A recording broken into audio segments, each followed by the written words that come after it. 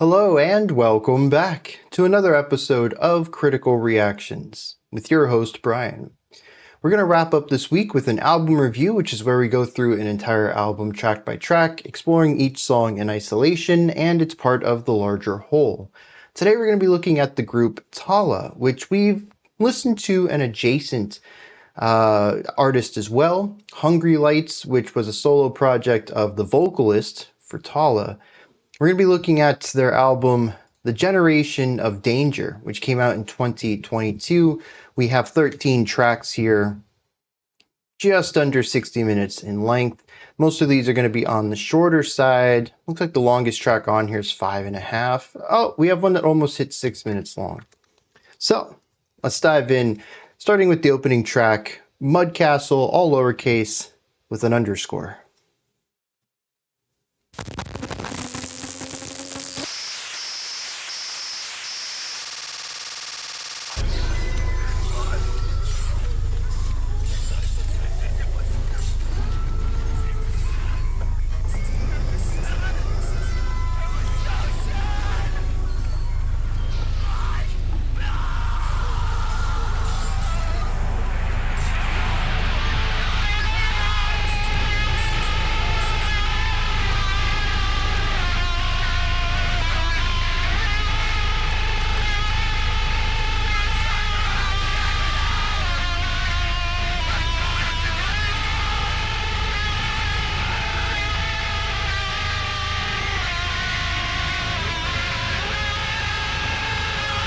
Very eerie and off-putting opening.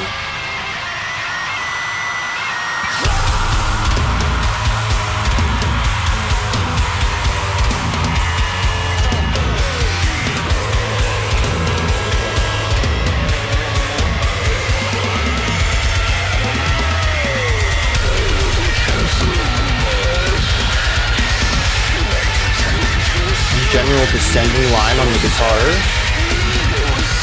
Noise, especially center.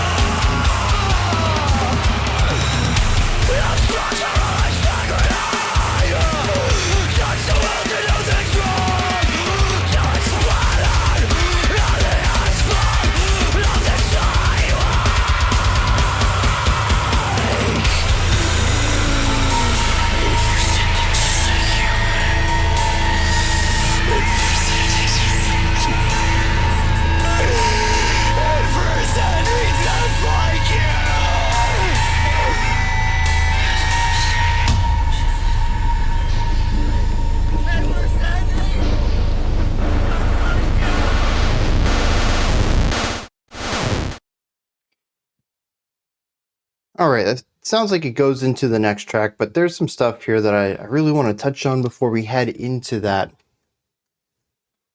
A very eerie, very disgusting sound. It is doubling up atmospherically on this feeling of unease, for me at least, where it's both that I shouldn't be witnessing this, but also that there's danger around the corner. This is both a track that harmonically plays around with a haunting, eerie, antagonistic vibe, while also including noise and grit and just disgusting sounds in general.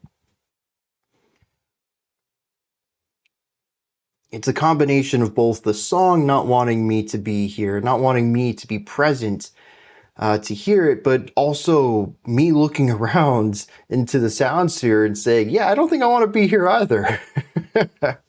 And we were just kicking it off with a track that absolutely feels uninviting and unnerving.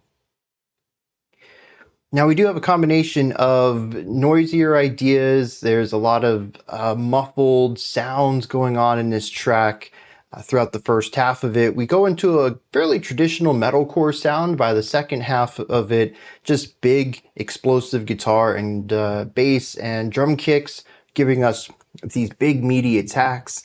and just a rather abrasive tone overall. We have this distorted guitar in the center that's just noise. I can't even really tell pitch on it. Most of the time, it's just a sound coming from the center channel. The drums are punchy, they give us good beat, and yeah, just driving, energetic, heavy, and punchy. That's what the back half of this track is. What really stands out to me here, though, and what elevates it a little bit beyond typical metalcore, or yeah, this would be metalcore, maybe nu metal, somewhere in that realm of metalcore, nu metal. What elevates it, though, is the vocals. They are incredibly expressive. There's a lot of, I guess, in a sense, charisma to them. There's a lot of storytelling going on through the vocals. It's the, what would you even call it? It's the stress or strain on the vocals. Probably not literal, but that's the perception of it based on how they're producing these sounds. There's points when you just kind of get the tiniest little bit of tone out of something that feels incredibly tense. And it feels like this person is under a lot of strain as they're delivering these words. That's primarily through the first half, though. The second half is a more traditional, harsh style of vocals, lots of compression. Interestingly, though, quite a bit of pitch control, or at least the perception of pitch control in there too. It isn't just a static, harsh vocal. It expands and shrinks in a perception of pitch, probably having to do a lot with mouth shape. As you get to sounds like this, it kind of brings the tone down, and as you open your mouth, it gives you brighter tones in general. But there's also a lot of heavy use of breath in here. Long, full bar length, even a bar and a half inhales. Not sharp inhales, but a little bit of pitch to the breathing too. It just adds to this character of having somebody feel not like a vocalist singing, but a person telling a story. Maybe not even through the concept of narration, but through the concept of, in a sense, acting, of becoming this person in this song who sounds like they're having a mental breakdown. And the delivery of this through the performance is phenomenal. It is felt incredibly strong. And I'm kind of sucked into it just on that level alone. I'm kind of digging the music. It reminds me a little bit of Slipknot, maybe. I don't know. We only heard like a minute and a half of music here, so it's tough to really draw parallels, but it certainly has that heavy, punchy, metallic sound with very simple, everyone on one idea kind of writing. It's the vocals, though, that's really drawing me in on this opening 2.5 minutes. That's about it. Let's hit some lyrics on this one, see what's going on there. Well, there's not a lot here, but it does seem to be setting some ideas up. In general, I am seeing that it is a concept album, so I suppose that makes sense from that perspective. It says, I built a castle in the mud and pretended it was you because it was sad, like you. No structural integrity, just the will to do things wrong until it splattered on the asphalt of the sidewalk, a headfirst ending just like you. So we have a relationship here between a mud castle that is destined to just fall over and collapse, that it having no structural integrity is similar to the you in this. I don't know who the you is yet, but the you in this is sad, and they don't really have much foundation in their life, but they do have a will to do things wrong. I wonder if this means to do things that are wrong, morally reprehensible ideas, or if it's the concept of doing things incorrectly, that all they can do is make things worse. I don't know. It does speak, though, at the end that there's a headfirst ending, which seems to be probably death. To go headfirst into an ending sounds like plummeting to someone's death. So I wonder if that's foreshadowing for the ending of this album. Although I see track 11 is called Headfirst, so out of 13 tracks, maybe it is a foreshadowing of the ending. I don't know. We'll have to get there and find out. All right. Up next, we have the Hard Reset. Let's kick it.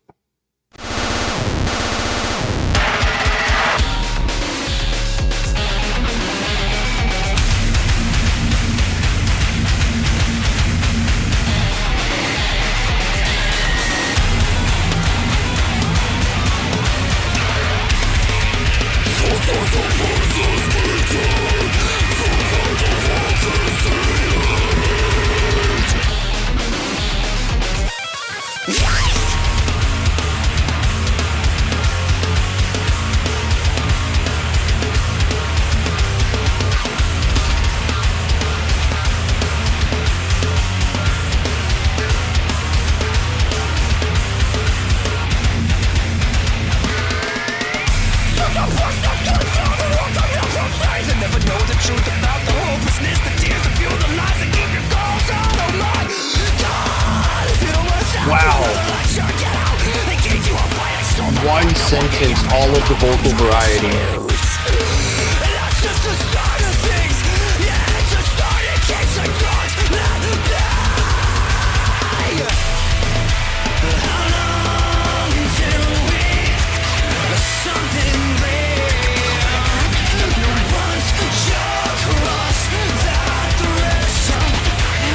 We got record scratching off on the side. Very interesting. And also kind of lines with a bit more of the Slipknot comment I made earlier. This part reminds me of Clearing Grade though.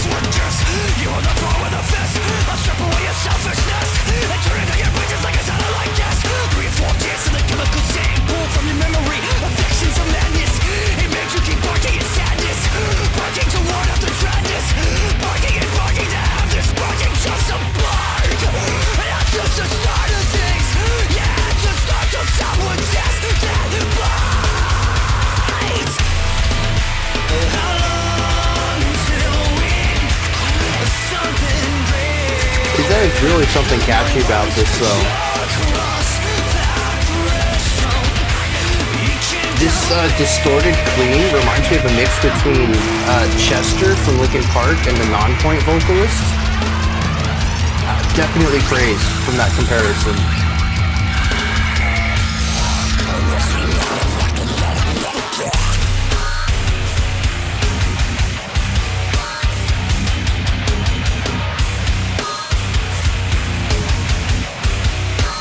The way that time's being manipulated here.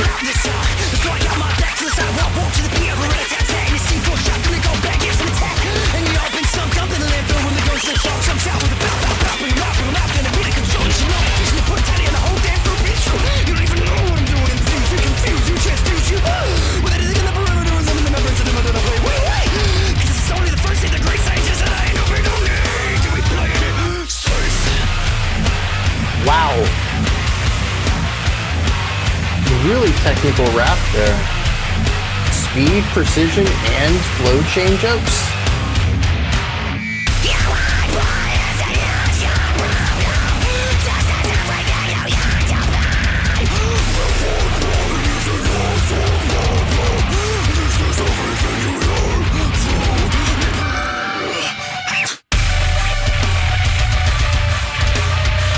That was an incredibly high-pitched, it sounded like an exhale, not an inhale sound.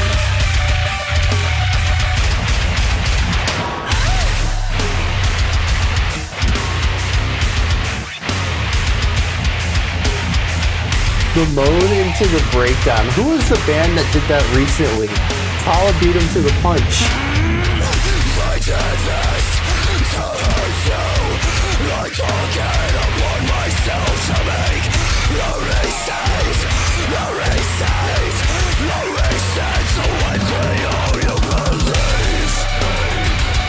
Alarms. That's all I hear.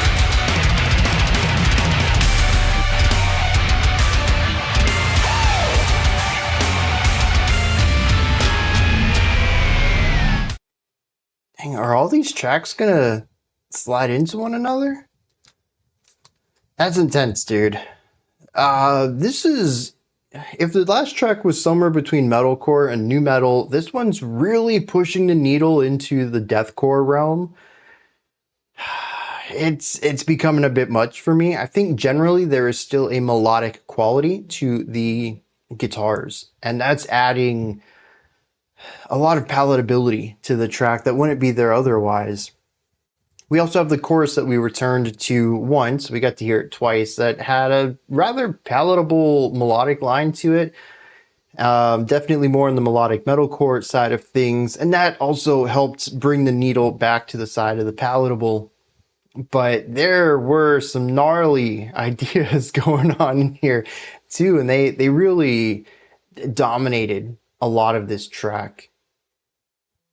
Whether it's the super gnarly guitar tones or the noise, the dissonance, lots of compression all over the place, breakdowns, the deeper vocals on this one too. There's some really low, but still sound like to me to be Fry vocals, but still incredibly low, really pushing into that guttural sound. There's some parts of this track that were tough to listen to, and I think that we pushed further into that as we got into the song and explored even heavier, more deathcore adjacent sections in there. Now on the instrumental side of things, I don't want to undermine what the instrumentals the instruments are doing here. There are several guitar and bass layers to most of these sections, but they're all atmospheric. I'm trying to think back if there was any riff that I could hum back to you, and none that are off the top of my head right now. Maybe a couple of listens, sure, but almost everything in here is designed for texture and rhythm, which is pretty typical for new metal and deathcore, even metalcore at times. There is, of course, also the noise element of this. Yes, texture and rhythm are important for a lot of the guitar lines, but there's also a lot of sounds in here that are either just high pitch, shrill, sharp, or noisy. Just playing lots of notes at the same time, or playing multiple notes at the same time that are all just clashing harmonically and creating that heavy amount of dissonance that's amplified by the incredible amount of distortion on these guitars. And most of the sections on this track are either heavy and grooving or noisy and shrill. And it doesn't really deviate from those much at all. So I wouldn't really say that there's much in here in the realm of memorable riffage, at least not from a melodic standpoint, but there's certainly a lot going on with layers on these guitars to create these dense, overbearing, aggressive, and at times even noisy atmospheres that this song works within.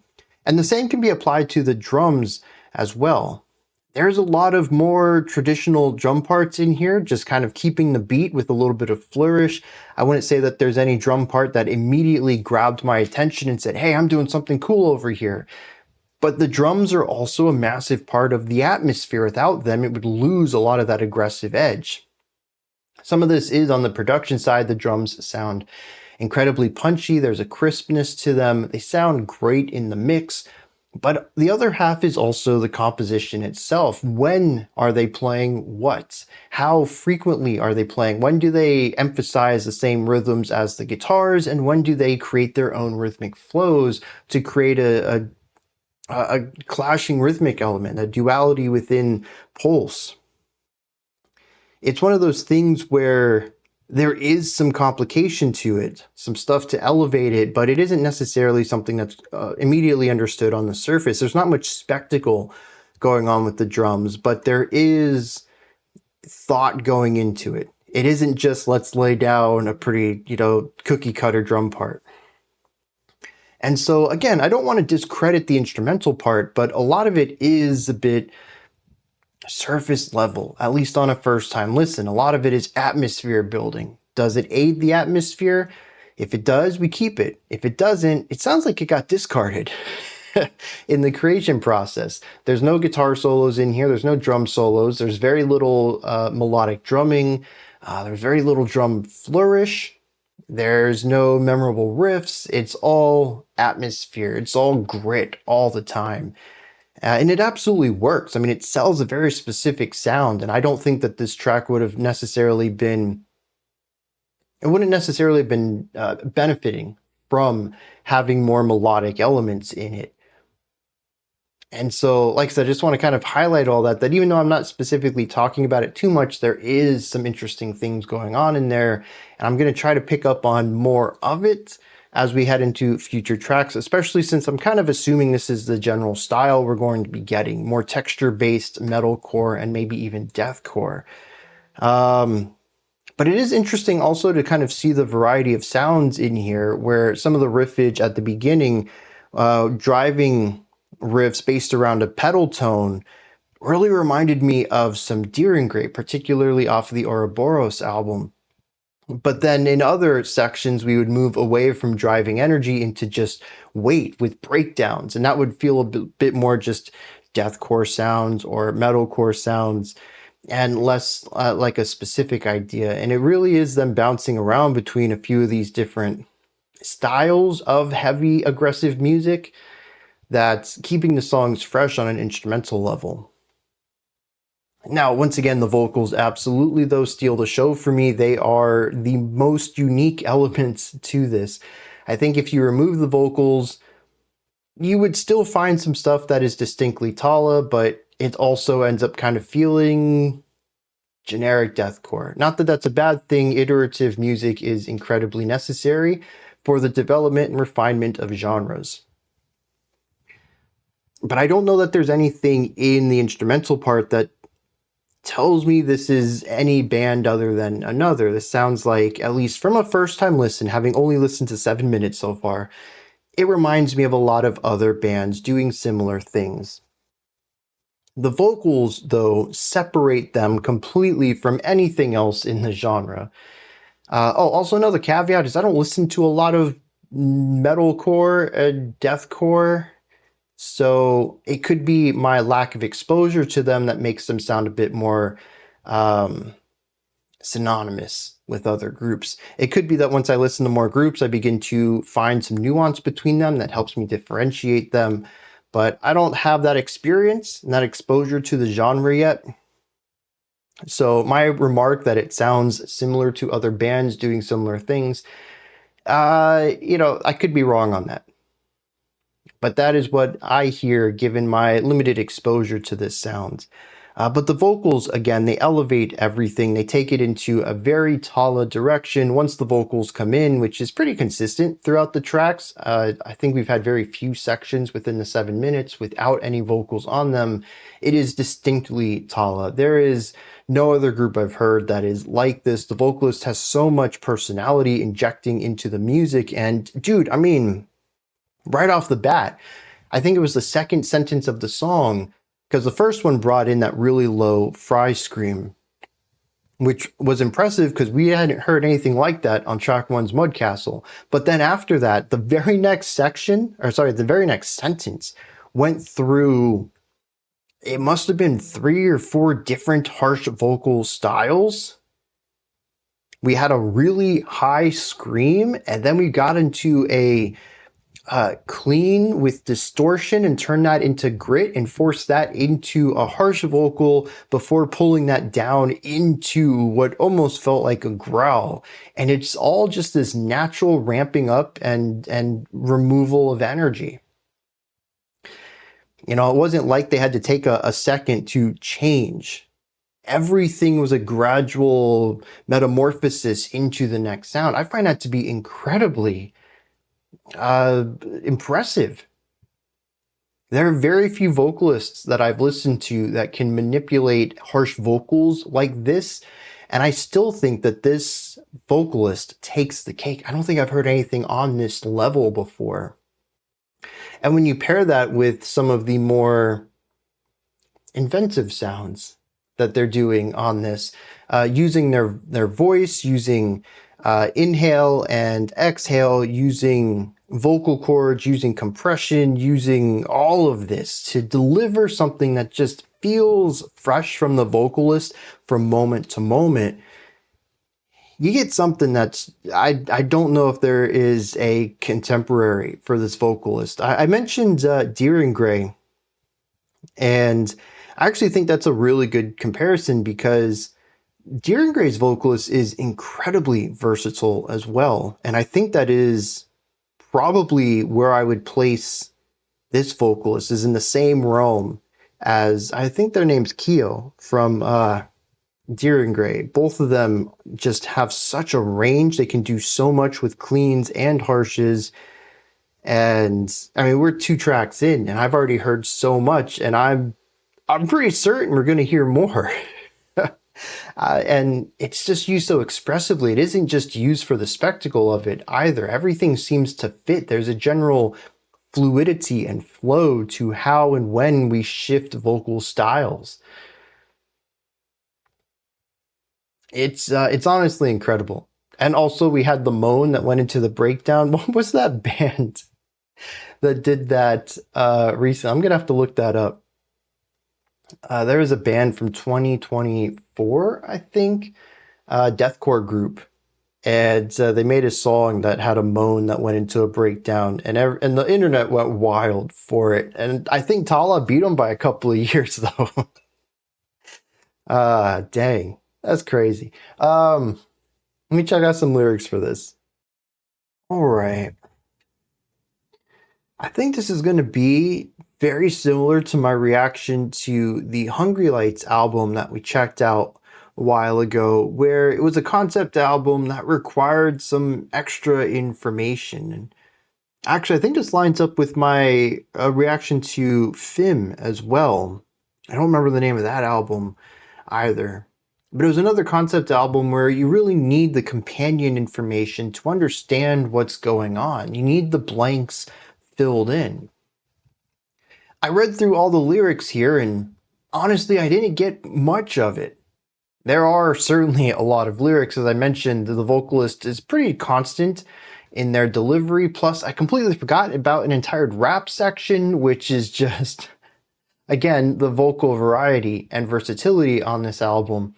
But also that section had so much information in it as far as words. There is a constant use of the ideas of dogs and barking and biting. Those 3 words show up all over the place on this track. There is also a disdain towards someone. Says, you were obsessed with gifts, you ruled the floor with a fist, but I'll strip away your selfishness and tune into your brain like a satellite dish. So there is this idea of being upset and maybe even hyper-focused on someone and wanting to change them.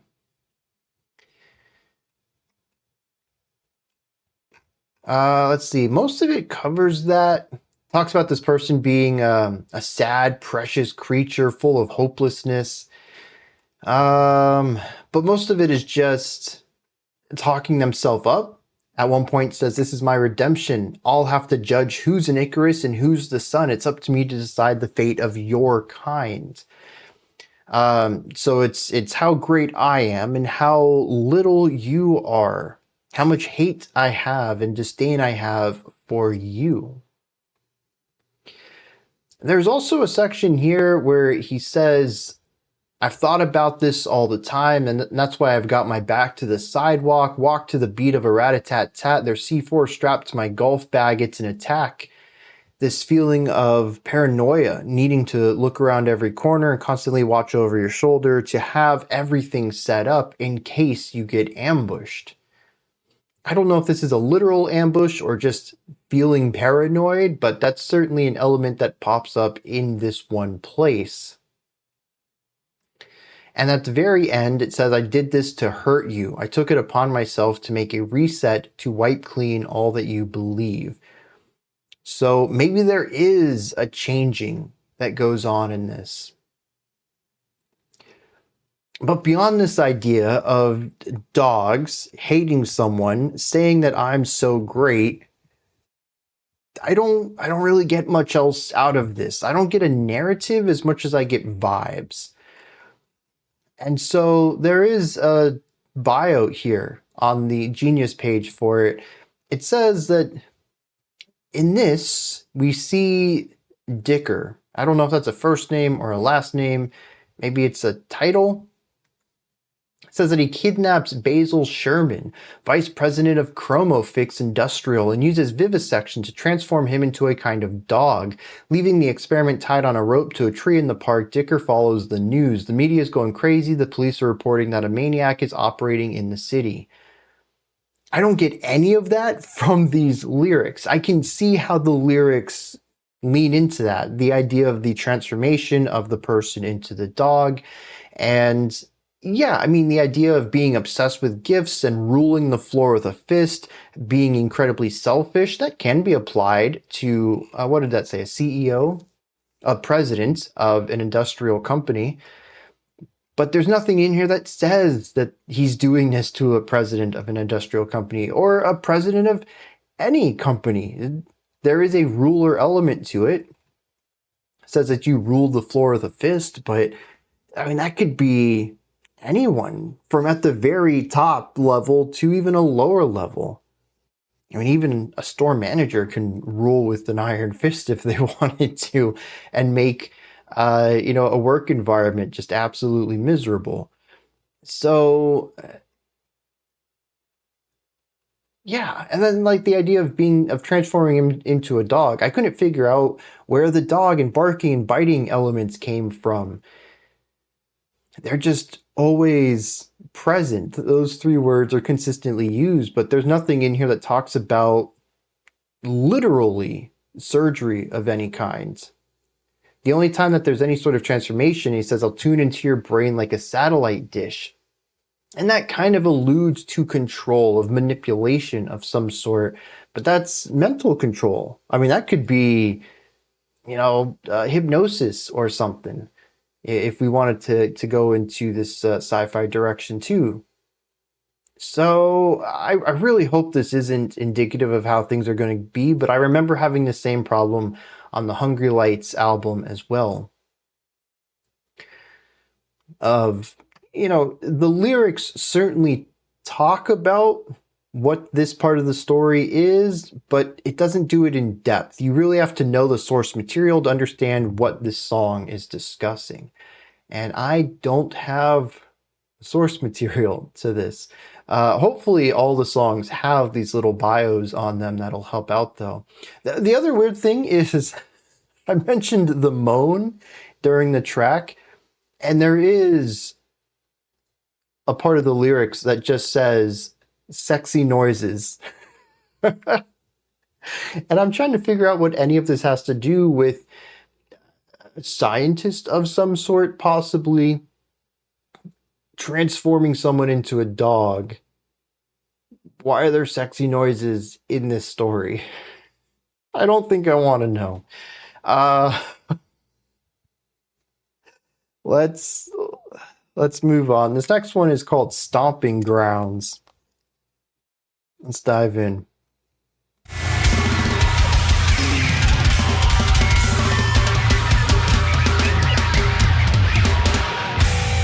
Let's see. Okay.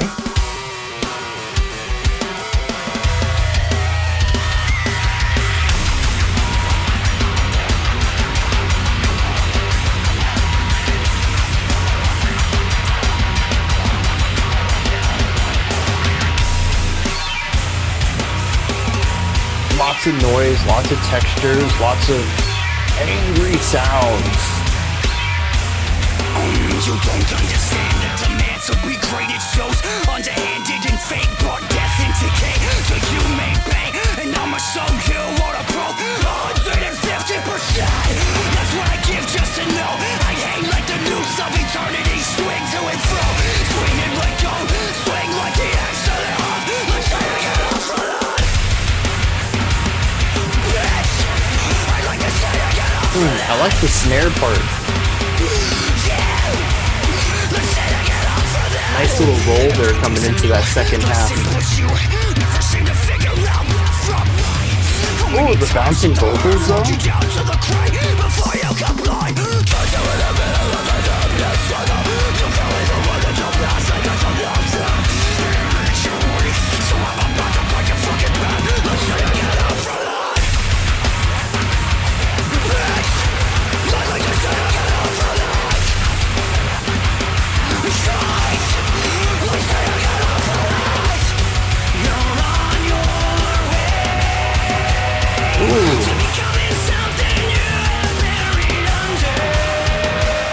Very interesting harmonies. Yeah, that's not. I would expect the pitch to be it. I expected the pitch to be about a step and a half up from that. Something just a bit more resolved and stable.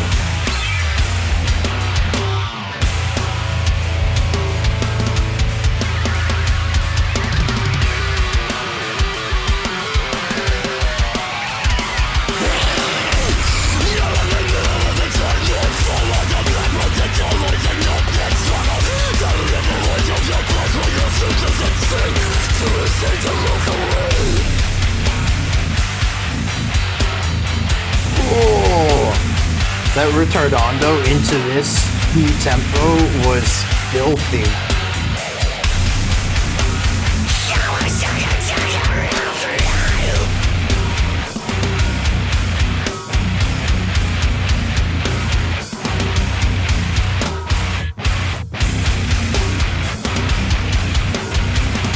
Into an accelerando, very clever.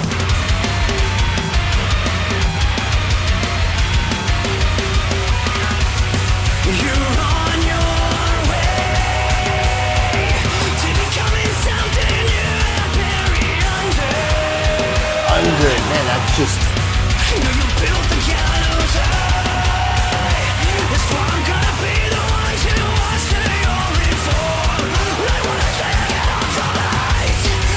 Yeah, really interesting. A lot of less stable final notes.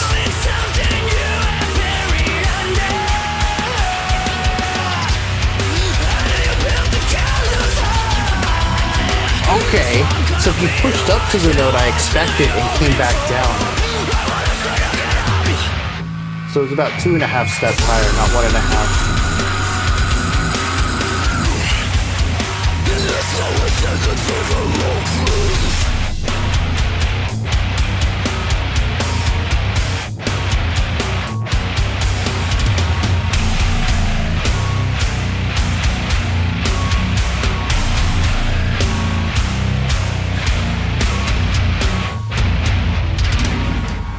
The trebleness of that snare hit.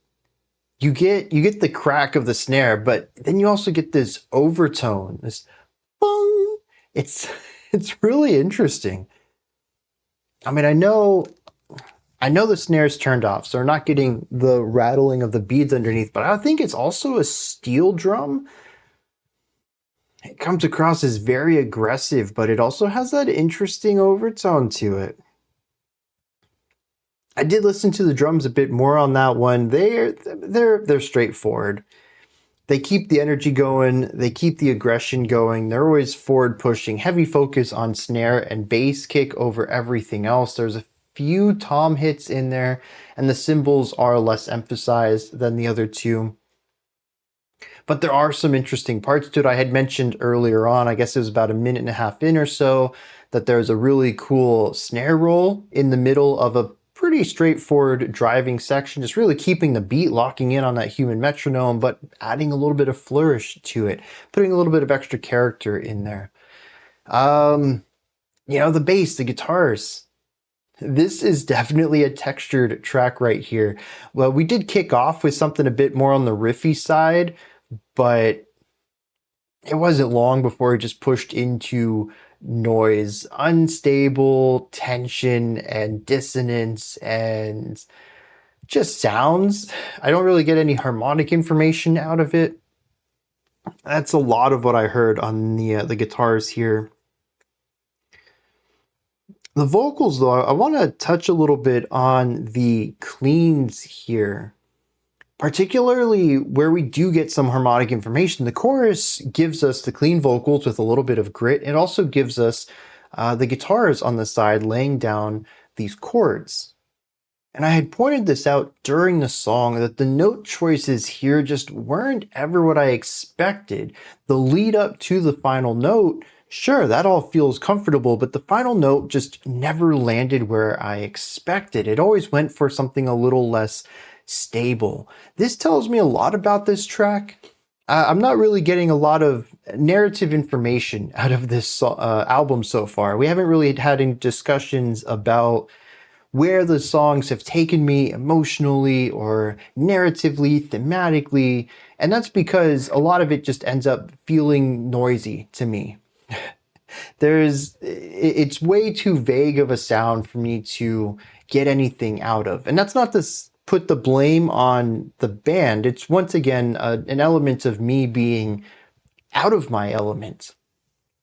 If you give me something a bit more focused on harmony and melody, particularly a band that likes to play around with interesting harmonies and more complex ideas, I'm going to be able to get a very clear image of what they're trying to portray narratively through their music. But when you hand me something like this, I mean, I've had the same problem with Dillinger Escape Plan, with Between the Buried and Me, with Car Bomb. These songs just sound aggressive and noisy from start to finish, and I don't get nuance through them. I don't get overarching themes or stories through them. I just get an hour's worth of noise slammed into my head, which is, there is something to get from that. It's aggressive. And so far the lyrics in this album have been aggressive and line up with that well, but I'm not getting stories. I'm getting vibes. I'm getting atmospheres. And for the most part, I'm getting static vibes and atmospheres. This isn't so far an album about change. It's about aggression and finding multiple ways to showcase that aggression musically, sonically. And so, I mean, we're a quarter of the way done here. I don't think that's going to change much. I don't know if this is going to be too interesting of an analysis from me on that area. If you come here wanting to know the emotional weight of art, this might not be one of those where I can really dig into it. But I do find some interesting things coming out of the vocal melody here, where I am getting this information. We are focusing on these unstable chords. Instead of going for the more supported notes, the vocalist chooses to sit on tones that introduce instability. They introduce irresolution. I don't know if that's a word, a lack of resolution, of a continued element of discomfort, maybe. I found it really interesting then in the final time through the chorus, we actually did start overshooting the notes that they were going for and landing on the ones that feel a bit more stable, that a more traditional melodic writer would aim for. What I find even more interesting is after 3 of these, I was expecting it on the 4th, and I guess after 2 of these, I was expecting it on the 3rd. And we did overshoot and hit the note I was expecting, which I had even brought this up earlier, and then we quickly descended down into the unstable one.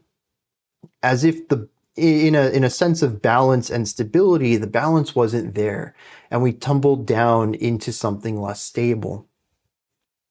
This happened at the very tail end of the track, though. I don't know what I can read out of it, but it does have some interesting thematic implications, though, of, I don't know, maybe this character being angry and aggressive and a little unstable, if we want to run with that. They certainly seem to be a bit of a mad scientist type if they can turn people into dogs.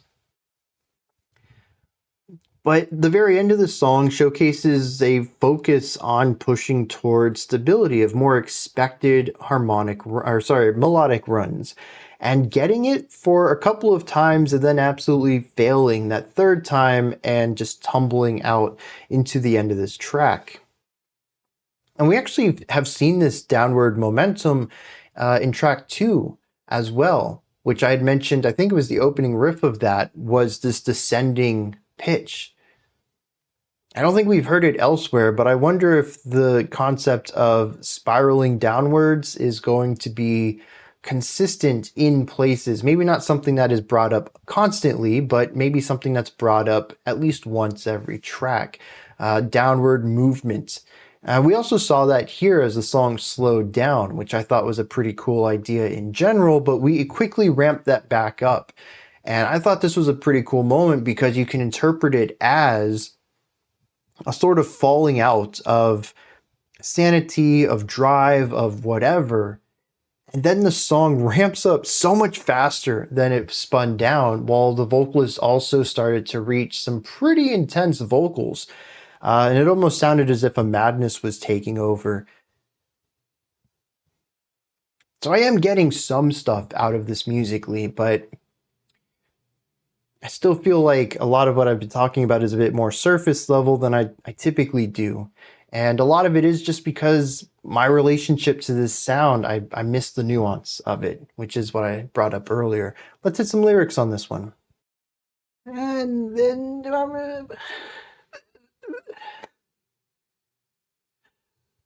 this track is the same as last track. I don't know if I'm frustrated with that, or if I'm just a little apprehensive to get further into this album to see what's going on.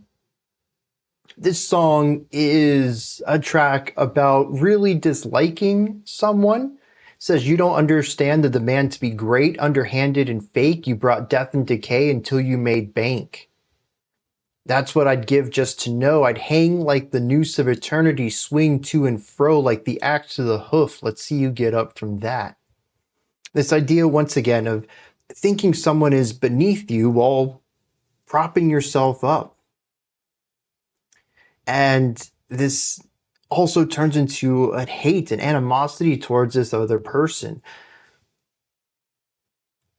It talks about their history of how their life is in an uphill struggle, but that this other person, the weight of their past, they carry it like a knapsack and it made them weak. There was barely anything in their past to hold them down, while our narrator's past weighs them down incredibly.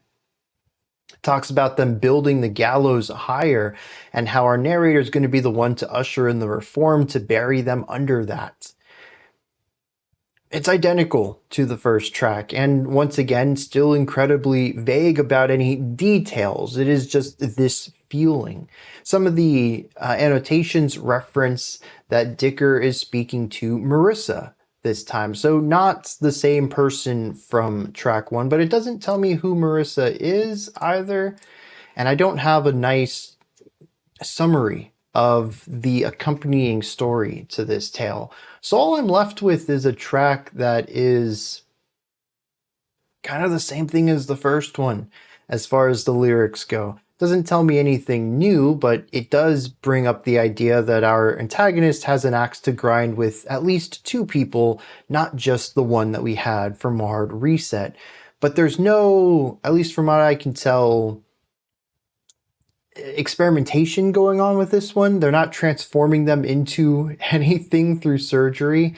It just says that I'm going to dig your grave. I'm going to kill you over this, which I think is really interesting too, when you pair in the fact that Marissa is typically a woman's name, and there's a lot of gendered slurs being thrown in here that weren't done on Hard Reset. And I think that speaks to the character that our narrator is, and at least in my mind, pushes them into a less likable character, which is a really interesting direction to take this. Because on the one hand, they seem to be going after the people at the top who have ruined life for those at the bottom. But on the other hand, they seem to be just as despicable as the people that they're trying to take down, which creates a complex character here. I don't know if that's necessarily what they're going for. There's certainly, I think, an argument to be made that the brutality of the two lyrics so far that we've listened to adds to, I don't know, the There's a righteous justification to the brutality. I don't know if I necessarily agree with that. I can see that perspective, though, that these people have done such horrific damage to the majority of the population beneath them that to take all of the pain and suffering of millions and to impose it on one person, that it's just going to be more than a single person needs. It's going to be overkill. And that's kind of the point. But I don't know, between the delusions of grandeur our narrator has and their focus on these really incredibly unjust depictions of mutilation, transformation, and death, they seem to be an unlikable anti-hero, at least so far. We're going to dive into this next track, though. It's called The Impressionist. I don't know if this is going to change my impression of the album, but I kind of hope so. Hoping that we enter into some new lyrical discussion, if nothing else. Let's dive in.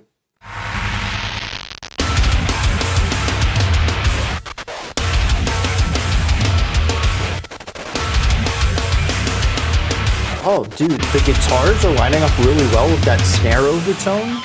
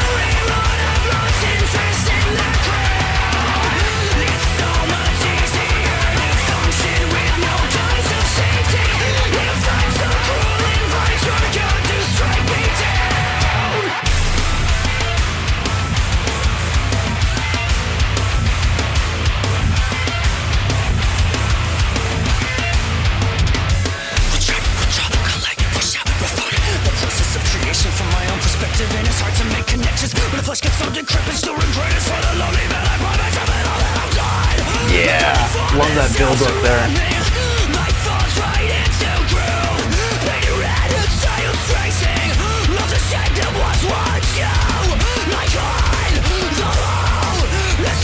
Nice vocal layering.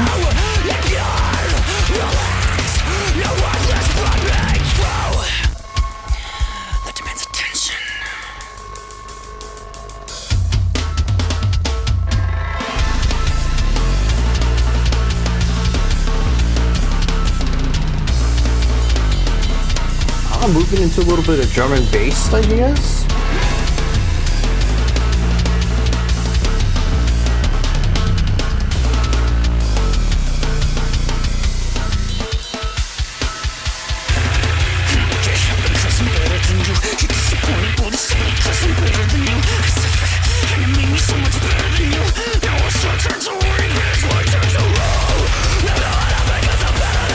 Really interesting to take so much time for space there.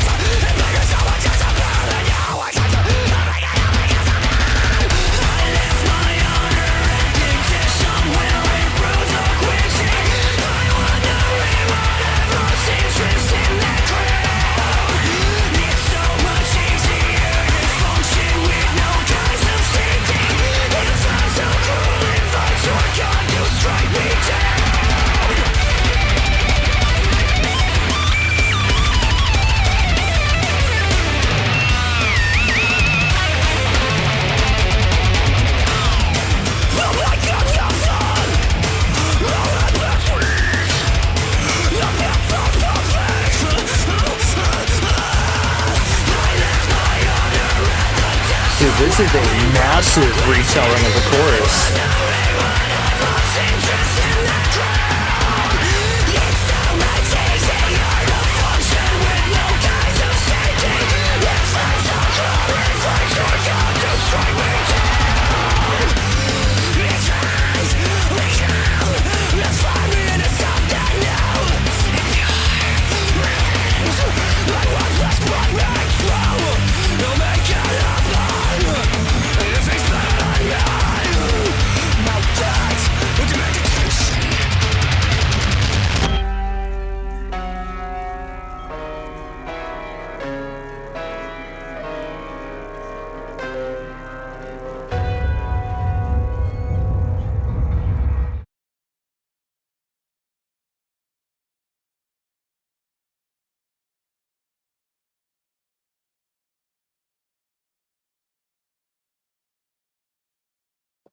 I think that's my favorite track so far, primarily just because it changes things up. There is an incredible use of space in this track that we just haven't seen elsewhere. I mean, we've temporarily created space. Last track, at the very end, as we slowed the tempo down, we introduced some space between notes. But it's not more of this atmospheric space that we see in this track. So much of this album so far has been fill everything up, push the sound out to the extent of the sound sphere, and try to push past that. Everything is loud, it's full, it's massive, it's heavy.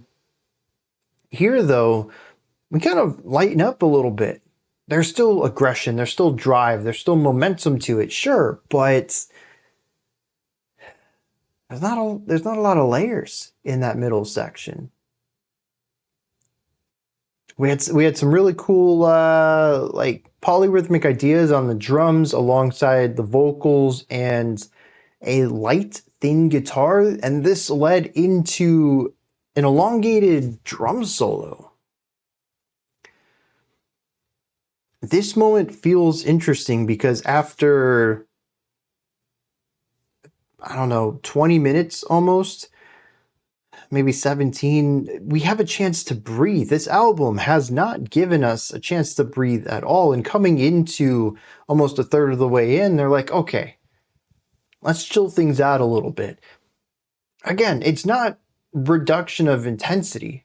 The drum part here is still wild. It is still driven. There's a lot of momentum. It's vastly delivered. But there's just room to breathe. I don't know what this section is supposed to mean. I'm probably going to go back and listen to it when I read the lyrics to kind of see where it fits in the lyrical story. But it is an interesting part. The song doesn't really lean into it. There's no foreshadowing that we're going to, back off the adrenaline for a moment. It just sort of happens out of nowhere. There's not as large guitars. The drums are doing something interesting rhythmically, and then there's a drum solo. There's no preamble to this. It just happens unexpectedly. I'm sort of lost in the moment. What's the drummer doing here? What's all this mean? The vocalist has uncharacteristically taken a moment to stop singing.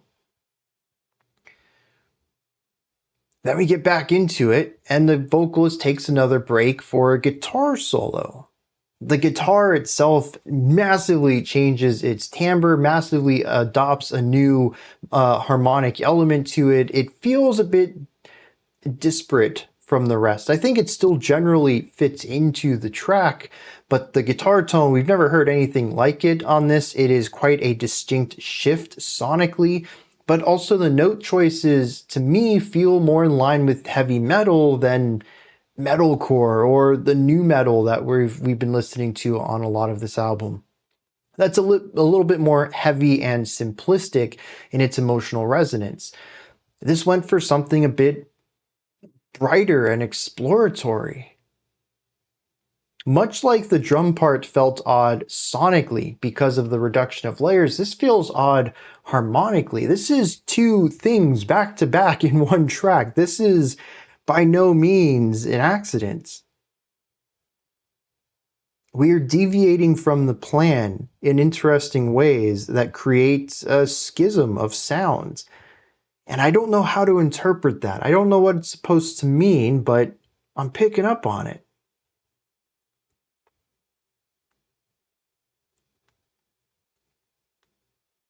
I don't know. It's both of them were highly unexpected. And yet we got both within minutes of each other.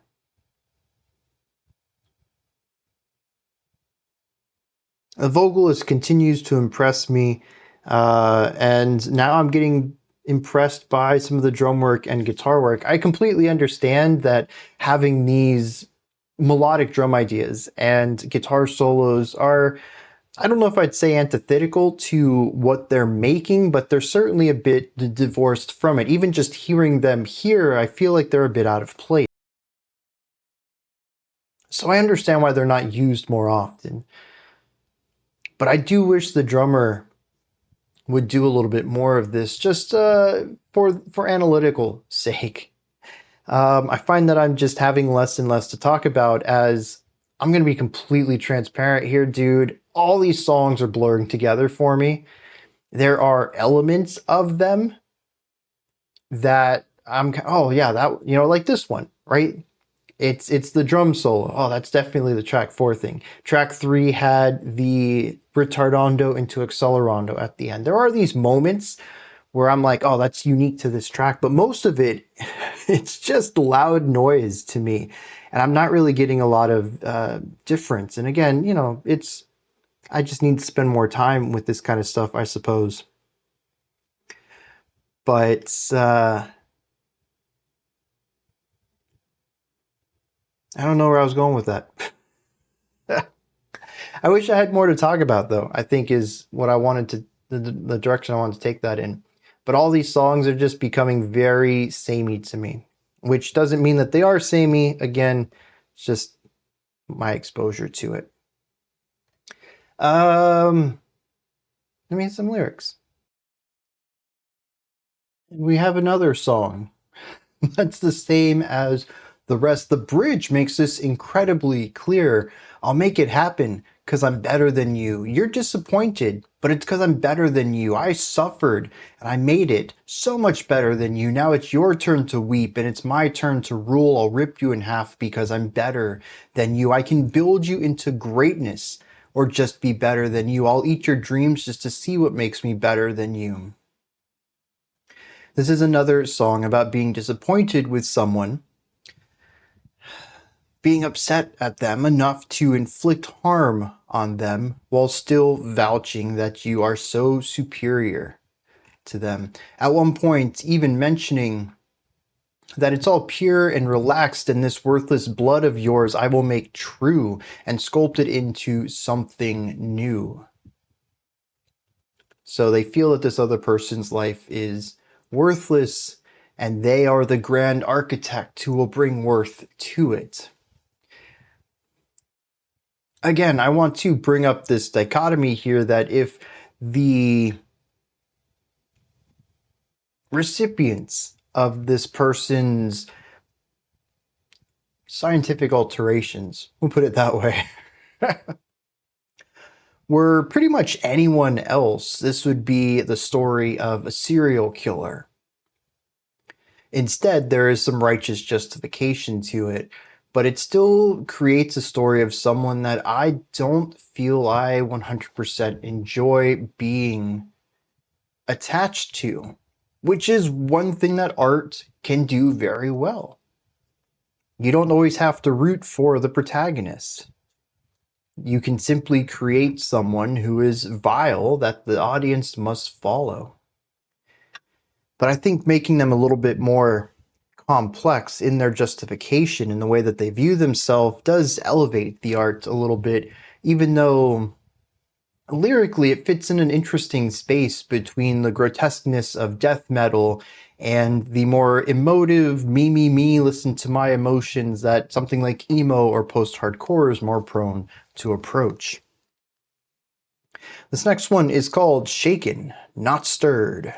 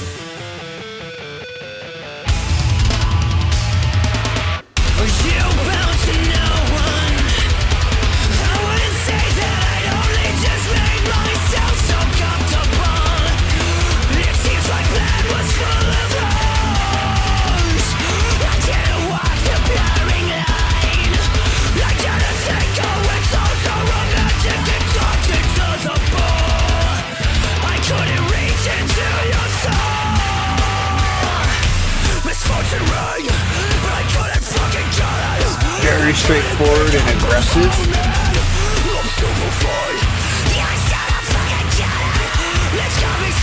interesting accent pattern on those high-pitched dissonant dyads.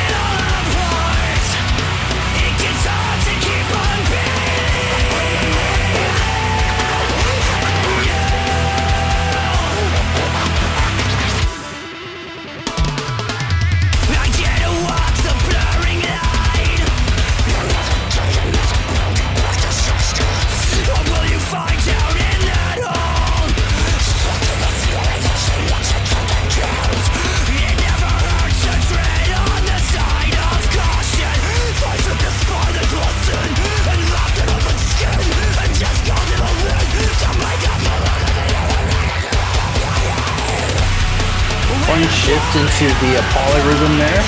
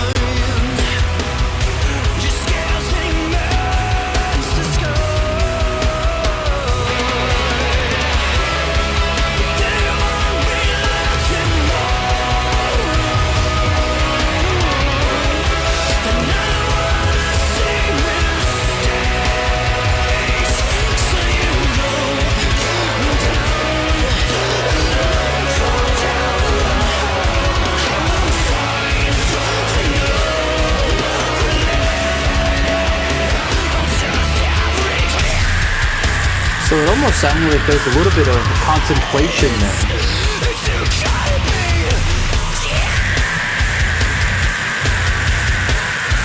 Absolutely filthy vocals.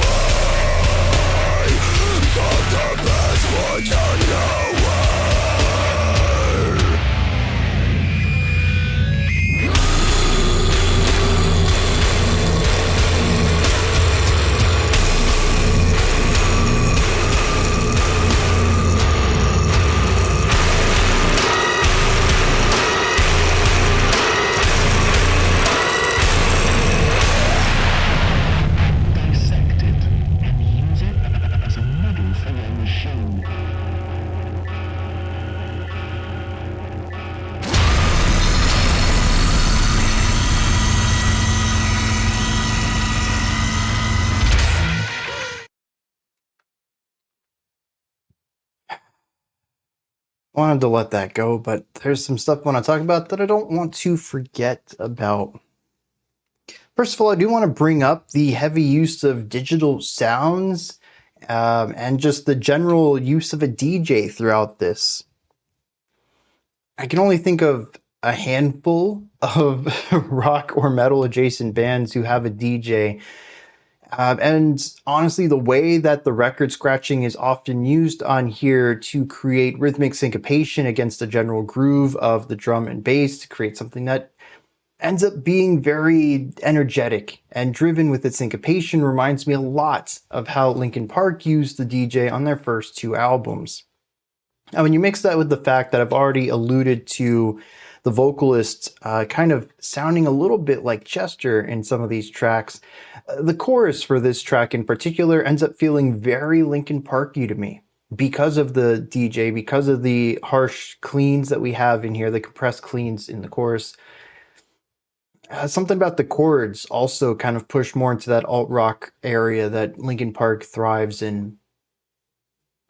It's interesting then to hear, well, how heavy the guitars are in this section, which kind of juxtaposes some of the alternative rock elements, but also where the song goes outside of this, which I think this is one of the more aggressive tracks, especially when you bring in the deathcore breakdown for our outro. But the more that I think about it, these songs do kind of sit on a knife's edge here, not really leaning into palatability, but certainly being influenced by more palatable sounds and artists, but definitely being more on the harsher side of things, more aggressive side. And I find that even for me, I find these tracks to be very balanced for the most part. I don't necessarily enjoy the heaviest parts of this. I'd say I'm probably sitting at like a 40% to 60% ratio, enjoying 40% of this album so far casually, but they do lean into that more palatable side fairly often, and I think they do it really well. And it's impressive that they can do that as well as they can and still be absolutely gnarly as well. They certainly have a bit of range to them, and I'd love to see them move a little bit more into the lighter sound, at least for a track on the album. A lot of this, though, is production side, though. It is the tones of the guitars. It is the tone of the vocals. It's the tone of the bass. The drums don't change their tone. They're just aggressive with that open steel drum there on the snare. But, I was thinking about this, especially with the cleans in this one, since we got some really clean moments in the middle of this track that almost leaned a little bit into introspection. And it made me think of Hungry Lights, the vocalist's other project. And one of the things that I vaguely recall bringing up in that one was how the vocalist was skilled at delivering ideas and emotions in their performance, but that it just never really clicked with that level of progressive, or I suppose that style of progressive metal that the album was going on. And I always felt a little bit of disconnect between the two. Here, though, the vocalist feels incredibly comfortable. Their voice, whether it is the clean, the compressed clean, the high scream, the low scream, the filthy growls, whatever, it all feels right. Not once have I ever thought, well, his vocals would probably fit in a different project much better. This is home for the vocalist.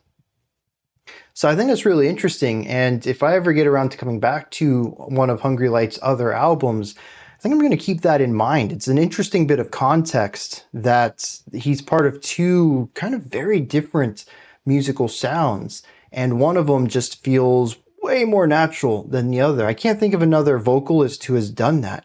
Most vocalists tend to either modify their vocals to fit the sound of the project they're in, or they pick projects that match their vocals rather well. So I think that's really interesting in retrospect. And like I said, I only vaguely remember bringing that up. So I kind of want to dive back into a track or two just to kind of refresh my memory on that.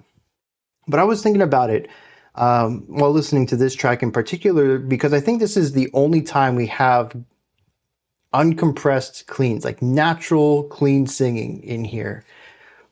And it sounds good. It really is the timbre of the instruments and I think the general energy that really elevates what the vocals are doing here. And the last thing I want to bring up, though, is that bridge. The vocals became less aggressive, less sure of themselves. That's one of the things I talked about with the vocalist being such a strong element of these tracks, is that there's just such a confidence in the vocal delivery. No matter what type of vocals they're using, they know at that moment that's the best kind of way to deliver this note or this syllable. And there's less confidence in this. I don't think there's less confidence in the performer, but they are acting with less confidence. It almost feels like they're questioning everything that they've been doing up to this point, and the guitars are solidifying that. The notes chosen there, the chords that we're listening to, is one of apprehension, one of introspection. There's a questioning here, an uncertainty in the music, in the performance itself that I really liked. And not too long after this, or maybe just before it, somewhere in this area though, the drums did some really interesting polyrhythmic ideas that no one else was replicating. And for a split second, the guitars and drums were out of sync with each other. Anytime that we've done polymetric ideas, or I guess most of this has been polyrhythmic, the instruments have all done it together. It has been a moment for the song to do something interesting with time and rhythm. Here, though, it's just one instrument. There's a schism between our instrumentation.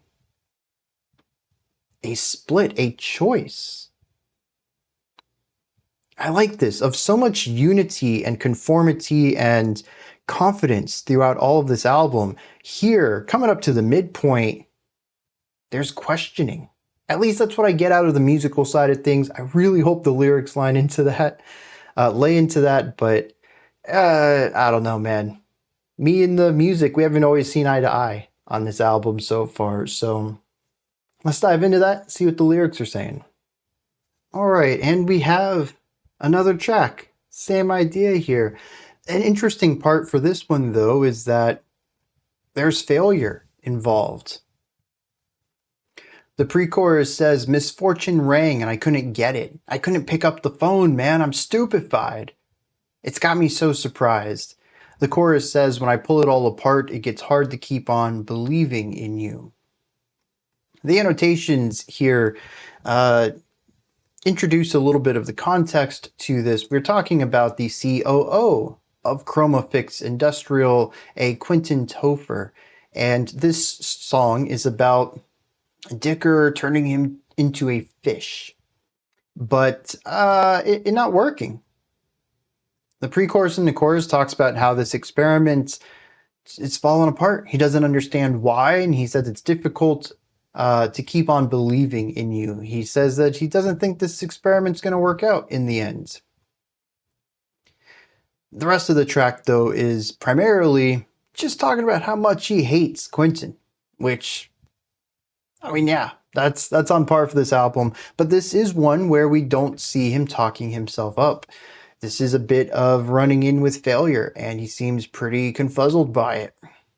And that's the whole track, which maybe that's what the introspective part is supposed to be about. The lyrics about running into this failure are consistent throughout the track, but musically, that's the only place where we kind of waver.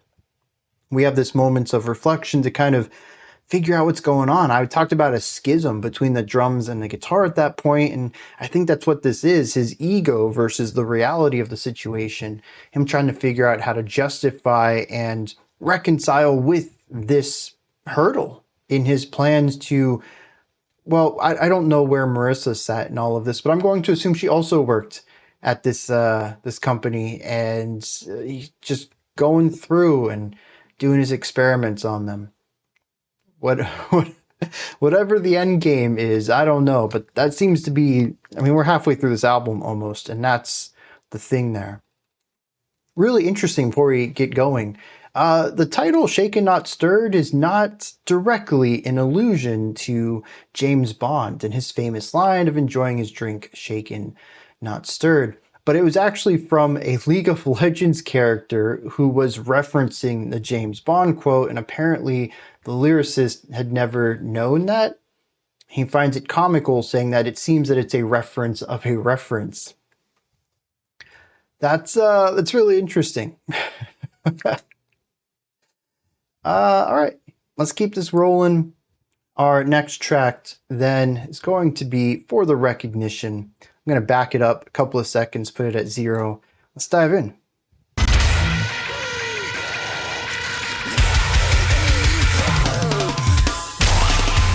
interesting just to place it to the side and then shift the vocal to the other side.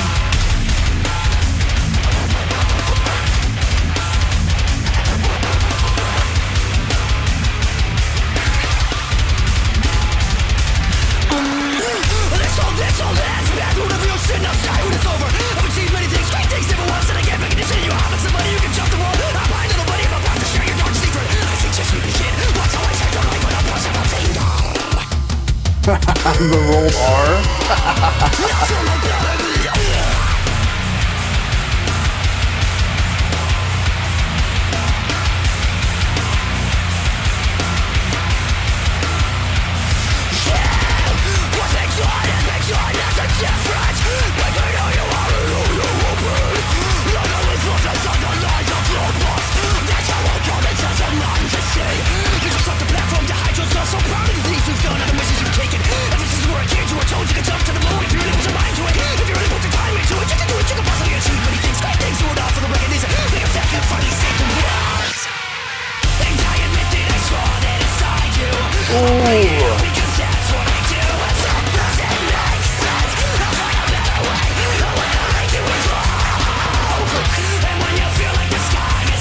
A lot of darkness in this chorus, I'm assuming.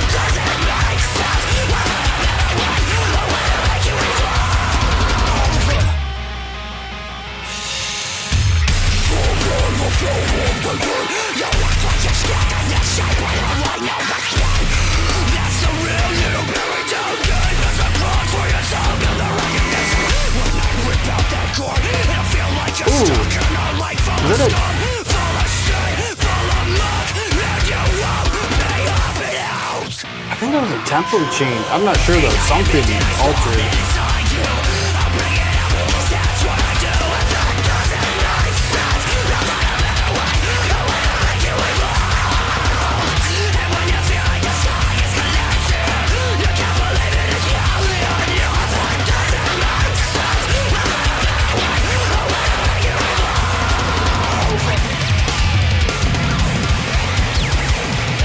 More of those electronic sounds. Drummer going off here.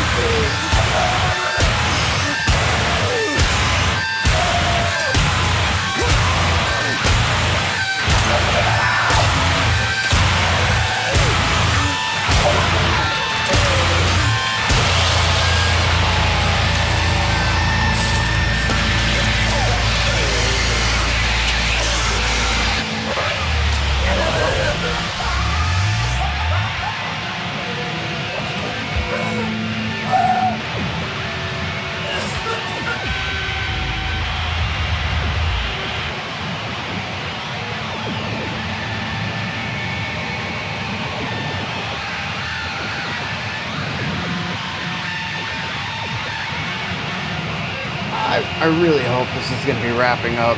Jeez. All of their endings have been incredibly short, quickly moving into the next track. And the one time we get an extended one is a sound I did not like.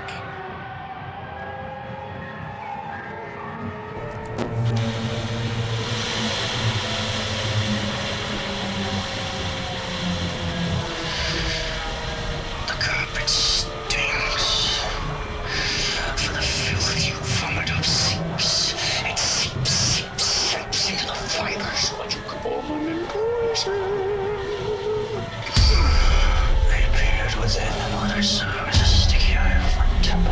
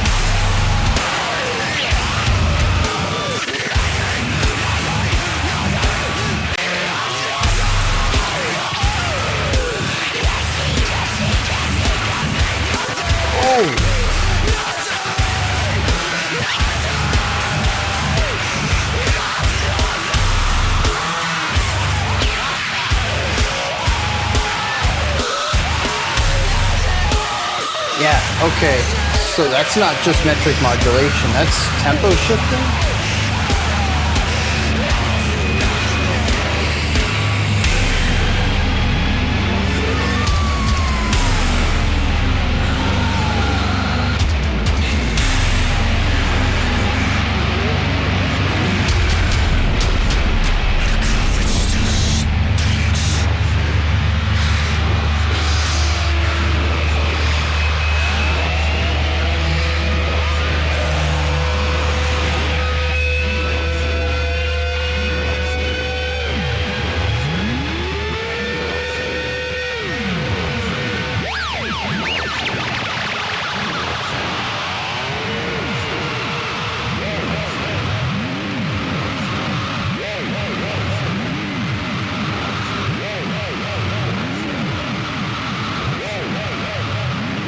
I feel like I'm part of a mind control operation.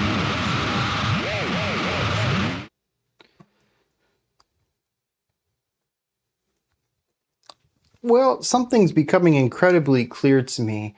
One of the things that I don't know if I'd say that I've criticized metal for, but something that metal does really well is be angry, be aggressive, be mad. The metallic sound, the distorted guitars, hitting the drums as hard as you can, massive tones, screaming, yelling, growling. Metal sounds angry. But the lyrics aren't always, and sometimes I even find the monotony of some genres of metal to kind of be antithetical to that, where they are aggressive sounds in general, but musically it just kind of doesn't come across that way.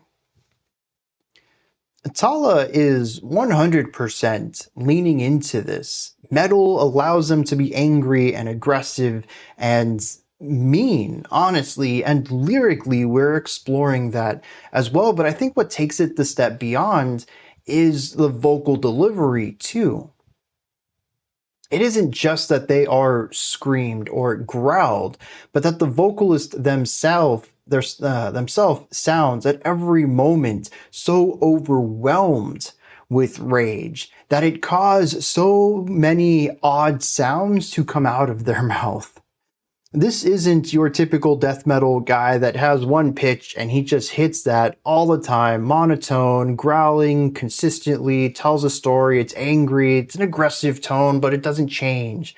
There's no humanity to that. There is a reduction of emotional output. And you can certainly create thematically or even artistically powerful things through that. But for me, it never really seems to click. It works for a very specific type of idea, and sonically, I think casually, it's just never really been my thing.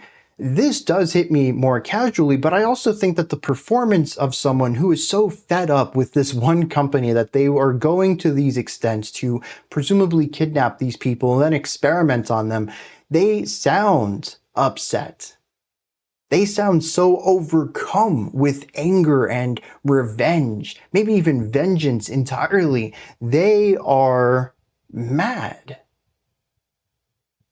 I think that the filthiness of this quasi-deathcore stuff, the noisiness of it, the chaos of it all absolutely embodies the mind of someone who has this type of knowledge, this goal, and this willpower. Someone who has lost touch with their humanity and is completely overcome with a singular emotion, one of pure hatred. I don't find metal to be thematically resonant often, other than those times you listen to a death metal song and you're like, oh, he's talking about killing someone, and the music's pretty heavy and gnarly too. Yeah, that works. But this is an all-encompassing thing. This goes even beyond that. This is, I think, from a perspective even, performance art. It is music, 100%. It is sonic art form, but as far as the vocals go, it transforms the music. It allows these sounds of this genre to have meaning beyond just being what the genre does. And I'm not saying that no other metalcore, nu metal, deathcore band has done anything like that. But this is certainly one of the few times where it all lines up to a point that I forget I'm listening to an album. And it honestly feels like I'm listening to the soundtrack to a musical with an incredibly evocative and believable performance. The more that I listen to the vocal, I gotta get the vocalist's name. The more that I listen to him, the more that I believed he is this person, this character of the story. It is kind of ridiculous how well everything gels. And I can't imagine having the same, I'm putting a lot of this on the vocalist, and they are doing a phenomenal job at selling this, but I don't think I'd have the same visceral reaction if the music were different. The instrumentalists, the musicians in this band are absolutely necessary to help sell this as well. They're creating the atmosphere. They're creating the vibe, the emotion, the grit on the walls that this person is performing within. They are what's creating this slimy environment full of disgusting tones and gnarly sounds and incredible dark, dreary weight. The sheer animosity of the music helps empower and fuel the vocal performance. I mentioned earlier that the vocalist feels at home here. I think a little bit of it is just that his vocals and timbre and his harshes feel more natural in aggressive music, but I also think a lot of it is that he just does a phenomenal job of embodying a character like this.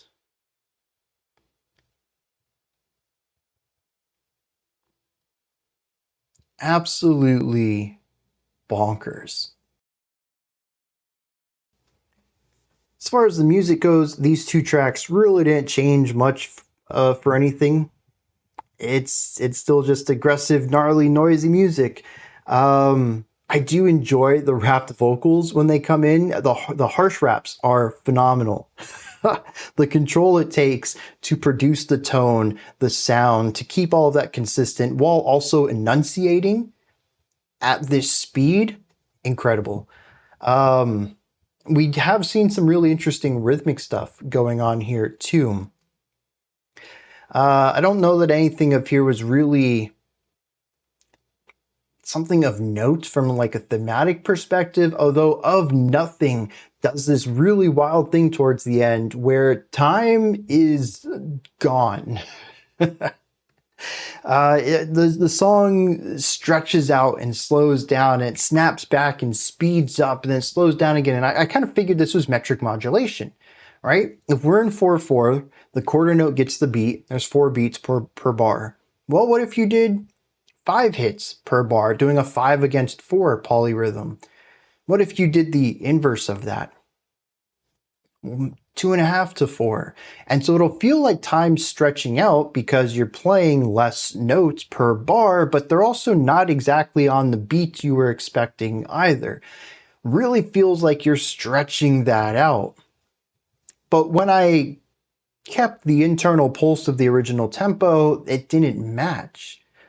We are shifting the tempo here. We are literally slowing the song down, not using metric modulation here, which is really interesting because of the fluidity of the temporal element. We have retardandos and accelerandos. This is a loose idea of time, basically saying this is the starting tempo, this is the ending tempo, and we're going to fluidly hit all of the tempos between them. It's not an instant drop in that speed or increase.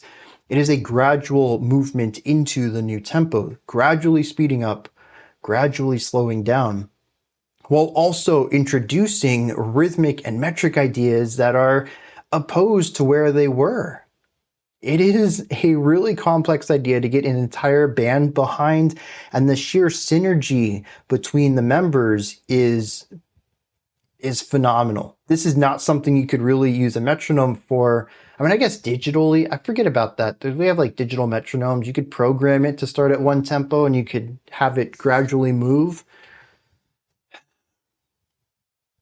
But honestly, I feel like this is just something they're just so good at. They're so used to playing with each other that they can shift the rhythmic feel and the tempo all at the same time and still be completely locked in with each other on this single rhythmic device. But it really did feel like time lost meaning there. It was both a stretching and a squashing of time simultaneously that I really couldn't tell where the beat was, what time signature we were in anymore, or even what the tempo was. Time just kind of ceased to be. And the concept of keeping track of what the song was doing just begins to wave and morph, and it felt weird being in that moment, honestly. And I think they did a phenomenal job of creating that feeling, almost a psychedelic concept, completely done through tempo. Absolutely wild. Let's hit some lyrics for the both of these. For the recognition is a little bit of a reflection moment. There are still parts in this that are talking about taking presumably someone who works at this company and modifying them. There's lines like, and I admit that I saw that inside of you. I'll bring it out because that's what I do. And if it doesn't make sense, I'll find a better way to make you evolve. There's still this idea of transforming these people into animals. But there's also this feeling of recognition and needing it, saying I've achieved many things, great things, but not once did I get recognition. Says what's done is done, and that's the difference between who you were and who you will be. I've always worked outside the rule book, and that's how I got inside your mind, and I'm proud of the things that I've done, the measures that I've taken. He says, I've been told ever since I was a kid that if I wanted to do something, I'd just put my mind to it and put the time to it, and I could achieve anything. So this is a little bit of more of the same, but also some of the motivation for what our protagonists and why they're doing the things they're doing. And that's about it for that one, I suppose. Yeah. All right. And Of Nothing focuses more on this idea of seeing what's inside someone and bringing it to fruition, something that was lightly touched on in For the Recognition, but is absolutely leaned into here. It says, I peered within, and what I saw was a sticky hive of untapped potential. It wants to form this, it wants to form that, but you can't keep it down as it pelts your inner frame. Let me in, it screams, but you'll have no such pain. You'll hear no such things. Feed the mighty mandibles of the insect queen. Remember when I swore I would make something of nothing? Well, for what it's worth, I think I've succeeded. Once again, talking about seeing who these people are on the inside, even if they don't want to acknowledge it themselves, our protagonist is willing to modify them until their outsides reflect who they are on the inside.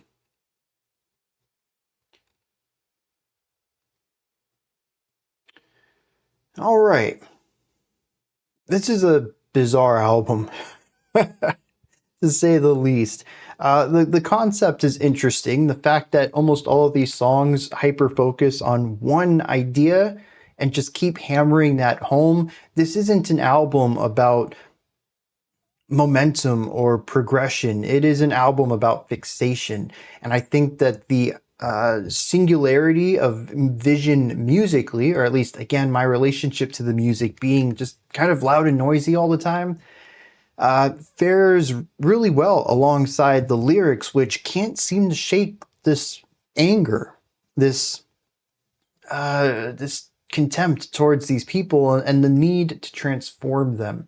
Every song is kind of all about the same thing, and I don't know that I'm enjoying it so much, but I do acknowledge the artistic element here of creating hyperfixation within a sonic art form. The next track is called Dicker's Done, which I'm kind of curious. Maybe this is where we finally stop with the theme that we've been exploring, and the experiments are over, and now we get to see what comes after that. Let's dive in.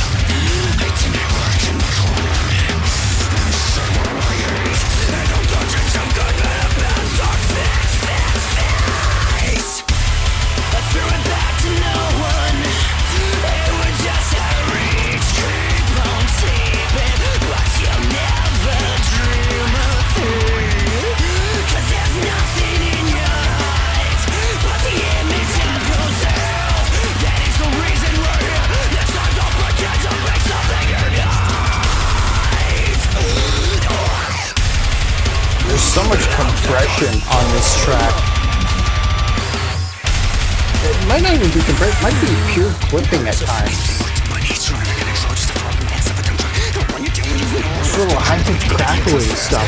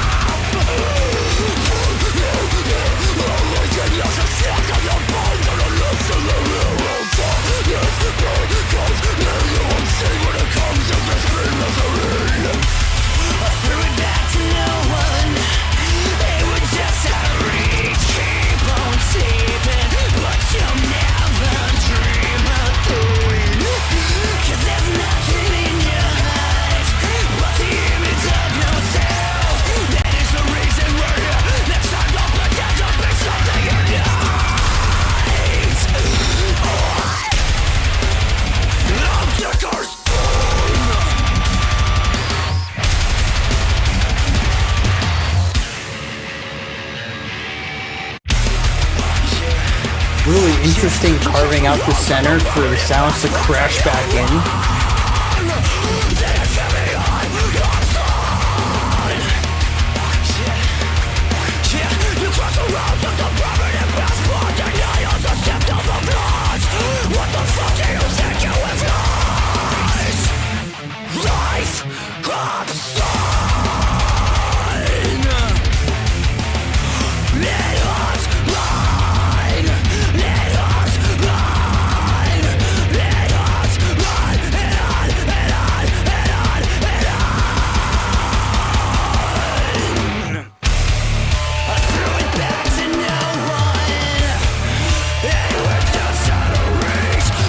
Isn't this the chorus?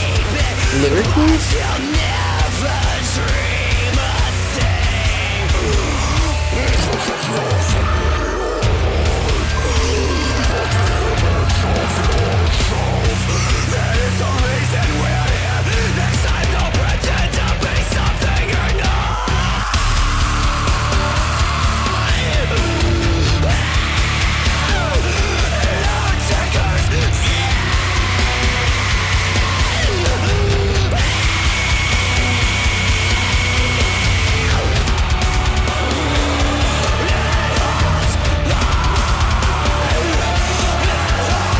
Those haunting sounds on the side, like a demonic choir.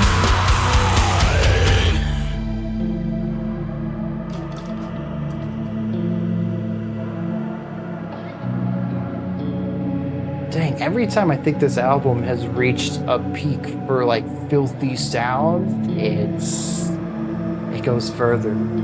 That was one of the gnarliest tracks on the album, and I feel like I've said that multiple times.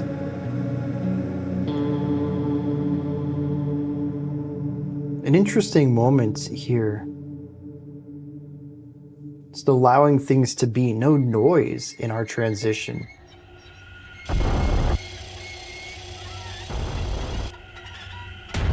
One of the hardest things in science is you have to be open to what you find. You can't say, well, this is impossible. People believe that. You have to accept what you find. Because what you see is the truth. Also, much like Of Nothing, this one... Okay, it didn't take as long to get into the song. Dude, the pitch shifting on the vocals. How?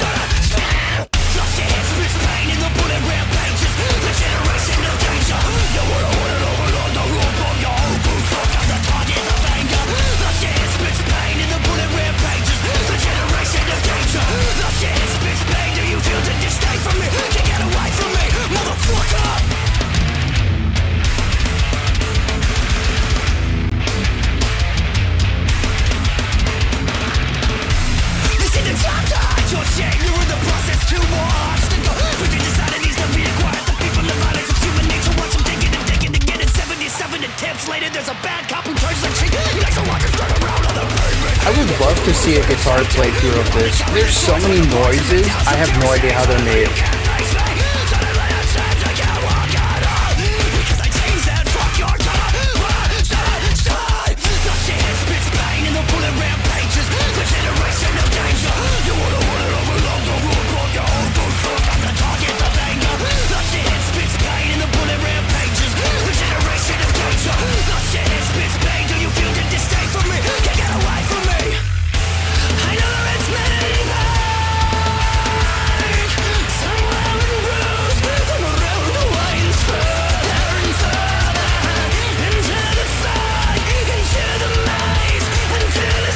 Wild, they can get a groovy assist, man. Some of these choruses are outright catchy.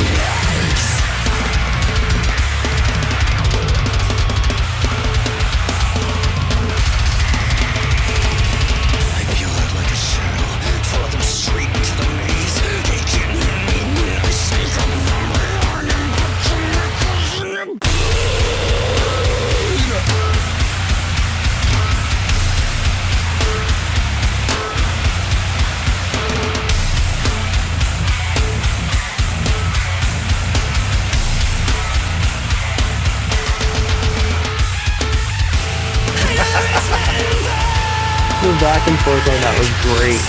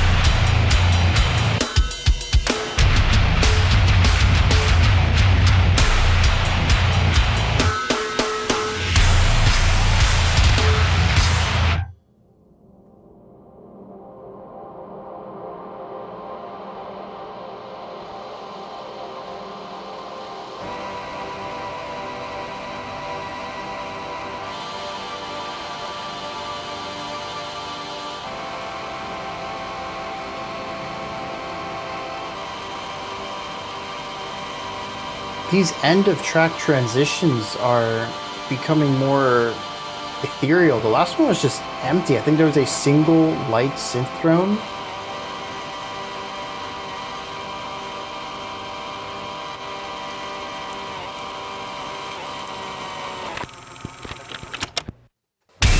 I'm just so buggy the wall, like an electrical storm. I'll search till I blow out your circuits if that's the price to pay. Baby, that really high-pitched tone, dude. I'm living on the cemetery schedule. I've been up all night writing obituaries, hands like a devil, speaking in riddles, bed cracks and leaks ink all over the table.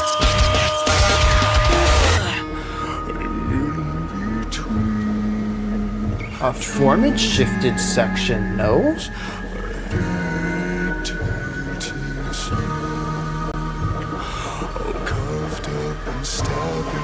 Oh, certainly that's been modulated. That's not natural.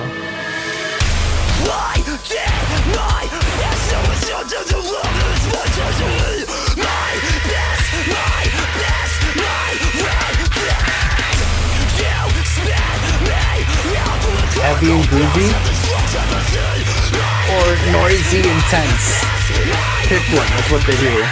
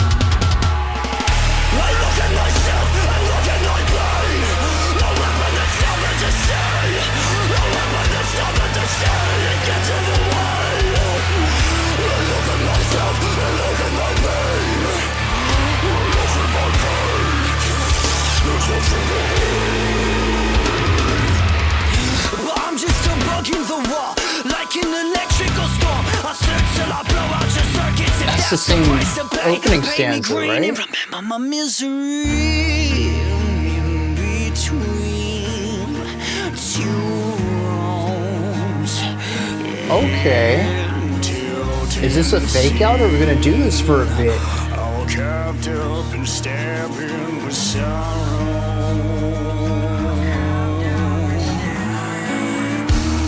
I'm on board, dude.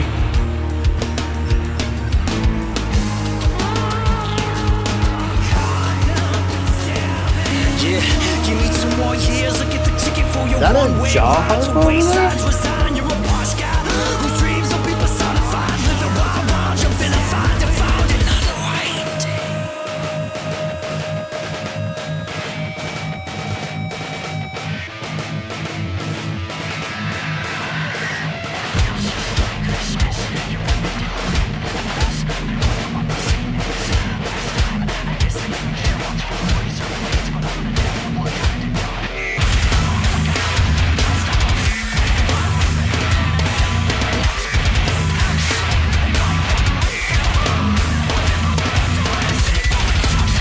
The vocals being shifted around.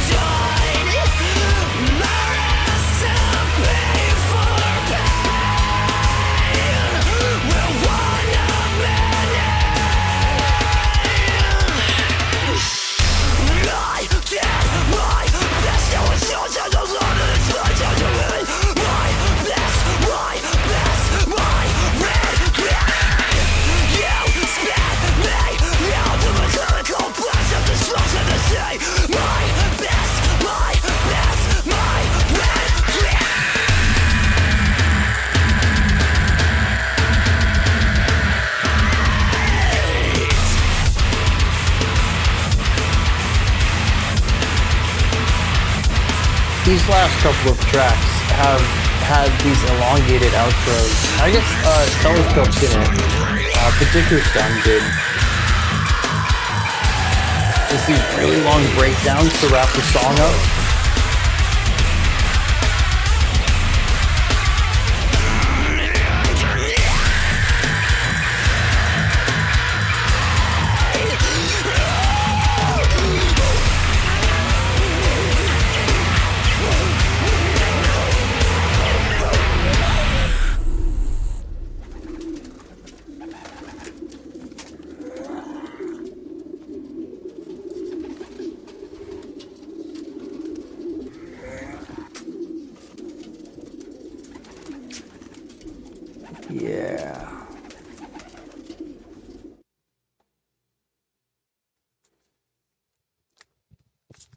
A surprising end of the album twist there in Wendrid.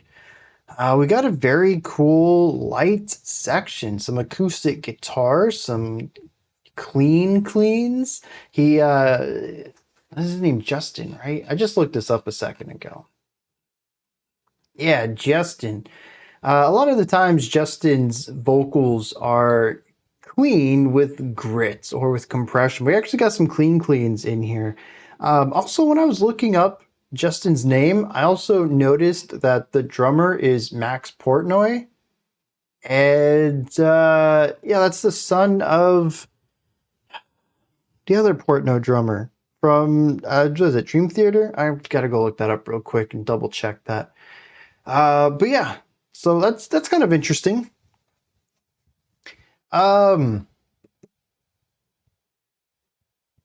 But yeah, dude, we got some acoustic guitar, we got some clean vocals, we got some jaw harp, and I always forget the name of these things, man. And I hate it because y'all will tell me it's this, and I'll go look it up, and I'll be like, all right, I got to commit that to memory. And then I won't talk about it for months. And then the instrument shows up again randomly. But it's this little, like a crank. And you spin it, and it has these wooden flaps. And as it spins, it hits them, and you get that like constant attack sound from it. And it's like, it's a name that like makes sense for the device too. It's not called a crank, but it's pretty close to that. I'm pretty sure it starts with a C too. I'm gonna have to go look that up again. Can't believe, dude, every time. If only we listen to more music with that instrument. But yeah, dude, we got like this cool chill section, chill in energy, I should say. The timbre, the chill in timbres, the notes being played, the chords being played. It's still a little haunting, unsettling section.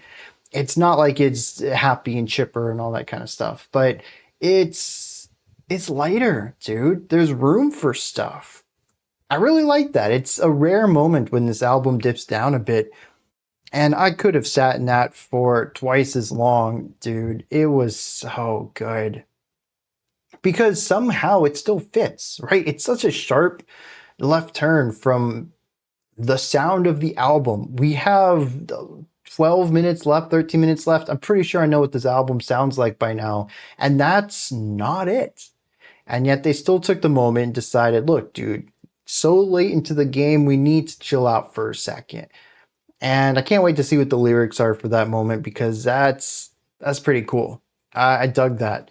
And the fact that they got it to fit in somehow with their other sounds, yeah, dude, I'm all over that. I am starting to notice, though, as I mentioned earlier, this idea of the extended outro. Most of the songs that go over the 4-minute range and push into the 5. Track 5 was 5:20, and this did this. Dicker's Done was 5:20, did this. This was almost 6 minutes, and it did it. As we've reached into the middle of this album and then started exploring tracks that are a bit longer, I've noticed that the endings are just drug out breakdowns. They get gnarlier and gnarlier as they go on, and when you think it's over and there's silence, the vocals come back in with one more blah, and then you get another big heavy hit, and there's just like, I wish I got it. I do, because, you know, there are people who love breakdowns, dude. Even in this community, they're like, dude, they're sick. I love them. It just sounds phenomenal. And I listen to it. I'm like, I don't get it, man. The song breaks down. We kind of lose the groove. We lose the momentum. And it just is with this bottoming out. Kind of from like a car perspective, but also the song drops in pitch too. We're just aiming for these really low tones. And the song just feels like it wants to stop, which I think is a cool thematic direction, but never really works for me. Just end the song. If you want the song to feel like it wants to end, just end it. We don't need these long drug out endings. But, you know, I don't get it subjectively. But it's one of those things that people do, and I guess it's cool that they exist. I'm glad people get to listen to stuff they enjoy, but it is kind of dragging out. But there is another side to that too, and This album, like I mentioned at the beginning, 3 or 4 tracks in, I talked about it being very samey. It still is. I mean, we've listened to 40 some odd minutes of this, 45 minutes, and it's all blurring together for me. And I've had my fill. I'll be completely honest there. It's much like, what was that other band we checked? Frontierer. Yeah, Frontierer was much worse than this. This has poppier, more palatable moments to it, and the choruses are consistently fantastic. But it is filled with gnarly, noisy things, just like Frontierer is. It makes use of glitchy sounds and heavy dissonance, just like Frontierer does. And I'm not the target audience of 57 minutes of this. So that's probably pairing with these elongated endings, just kind of having me be a bit done with it. And I think the other side of it is, even when an album doesn't quite click with me, there's usually some sort of thematic or musical thing for me to latch onto and find appreciation for. And while I do appreciate what they're doing, it's super consistent too. So, I mean, I just ran 3 tracks together because honestly, at the end of tracks 8 and 9, I thought to myself, I don't have anything to really bring up for an analysis segment. I was really happy that Wendrid did what it did with its bridge, because otherwise I'm like, can I really go for 4? This isn't really feeling like much of an analysis and just people staring at me making faces at some gnarly sounds. I don't have a lot to add to this, realistically. So, I mean, even I know this analysis segment wasn't super deep either. Let's hit some lyrics though. We got 3 tracks to look through for that. Dicker's Done moves back into the realm of delusions of grandeur. First verse says, when everyone can see and everyone will believe my bulletproof plan, they'll write me back in as the hero and I will have no equal. The funny thing is that I can't put it into words you could ever relate to. Not only is he saying that I'm the hero of this story, but he also says that you can't even perceive why I have done the things that I've done and what I have done. Once again, elevating himself in status above everyone else. Now, the verse, there's one line with an annotation that mentions that unlike his previous creations, this time when he had Percival Vaughn, who doesn't state their position in the company, it says that he turned him into a half frog and then threw him in front of a semi-truck. The line says, just a frog in the headlights of a dump truck. It'll run you down when you've nowhere left to go. So unlike the other ones, although I believe Marissa was also murdered. So this might not be the only murder here, but transformed him into an animal and then didn't allow him to live in that state. It says you crossed the road and took the permanent passport to nowhere. To me, that is a way of reading that he killed him. It says the amphibian hops. You crossed the road, but there's a denial, a symptom of loss. But what do you think you have lost? Life just continues to hop on and on and on and on and on and on. I can't help but think that this might have been influenced by Frogger. A frog hopping across a highway trying to avoid a truck. It feels too in line there. And we already have one video game reference here with Shaken, Not Stirred, assuming that came from League of Legends rather than James Bond, which is still, what a wild story to tell. That seems to be the gist of this one, though. It continues to talk about how terrible this Percival guy is and how he just wants to kill him, and that he eventually does. Although I do like the fact that towards the end of the second verse, we remove these delusions, though. If verse 1 is, I will be the hero of the story, everyone will look up to me, the end of verse 2 says, I'm no hero. I came here to snack on your bones and to nest in your ear holes. Darkness beckons me. But you won't see when it comes, you'll just be misery. So there is a part of him that understands he's not making it out of this story. He's a terrible person who's done incredibly heinous things.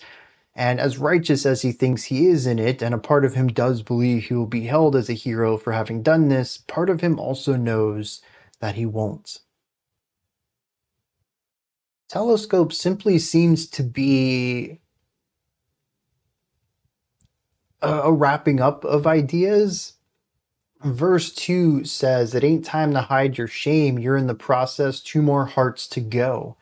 I wonder if this means that he has 2 more people he needs to kidnap in order to complete his goal, but it's also a continuation of this idea that when these people are kidnapped, they tear up, they start begging for their life and stuff like this. It says, you can't hide your shame now. You used to be so proud of what you were doing. Why aren't you prideful in your actions now? It says the people love violence. It's in our human nature. The bridge, though, brings up an idea that maybe we are being told how he caught and kidnapped these people. It says, I know the rich men park somewhere in Bruges, then the road winds further and further into the fog, into the maze, until you're so caught up in the haze that they couldn't see me till I swept their legs and I peel out like a shadow, follow them straight into the maze. They can't hear me, sneak up from behind and put chemicals in their brain.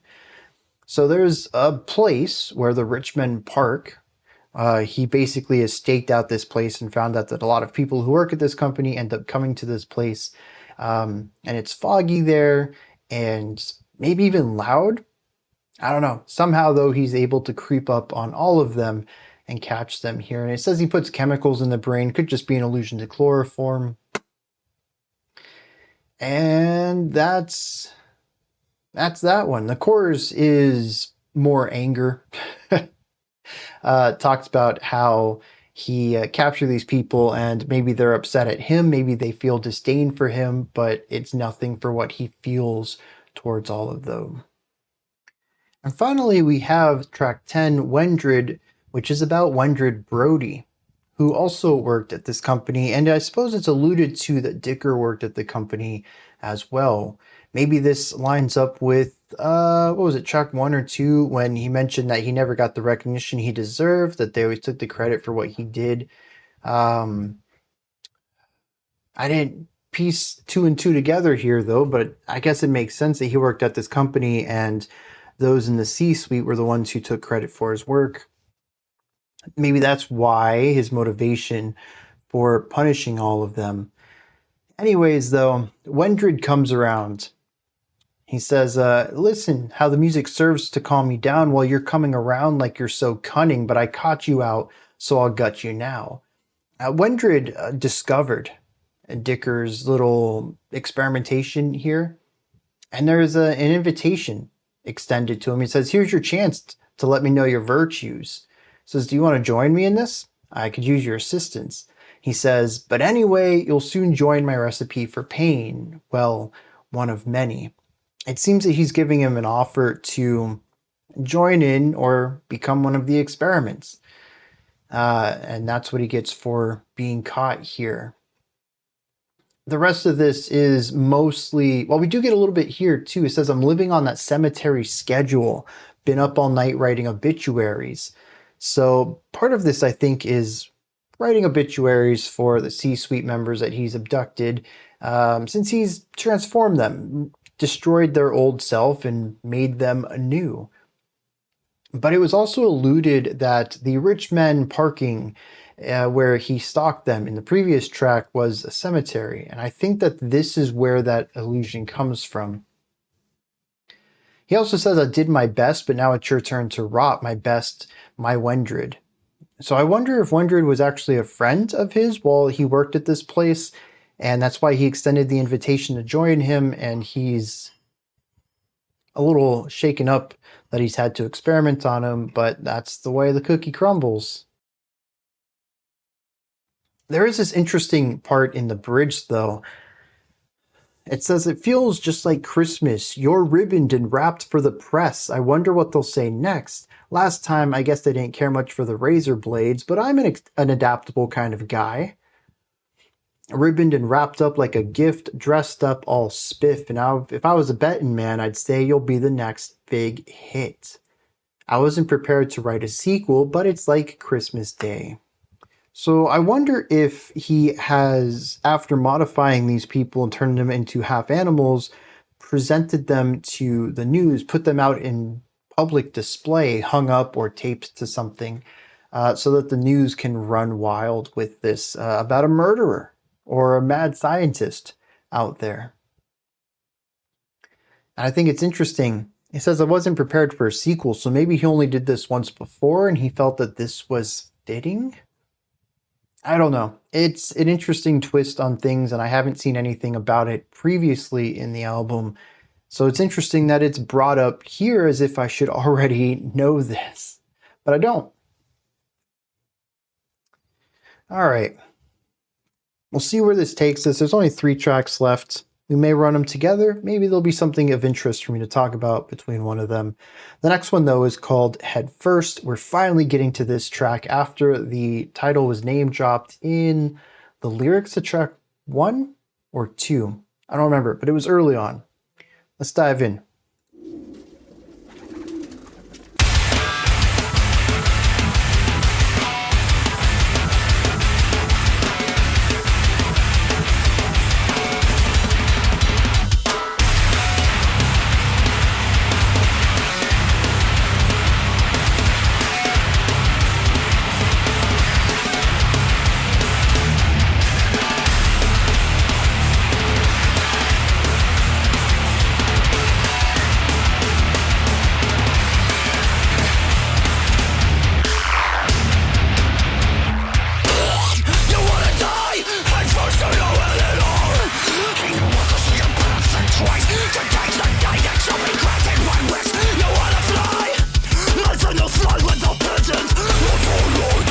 A lot of room there with no guitars.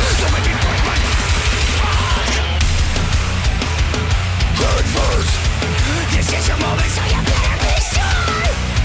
Don't miss a beat, slam them on, so you play tiny one for your car. I don't wanna make a fortune, I'm in search for so much more. I wanna leave a good impression once these worthless people. So I ask and see that it blind on the front, blind on the past mistakes. I'm in the soul they really are.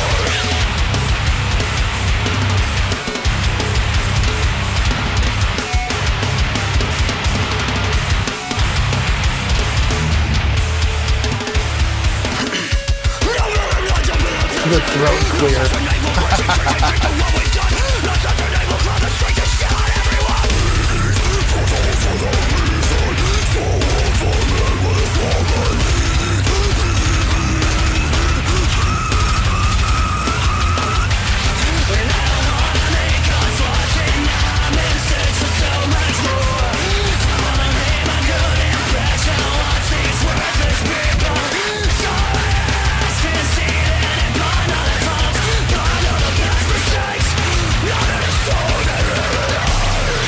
Dude, those temporal switch-ups are wild.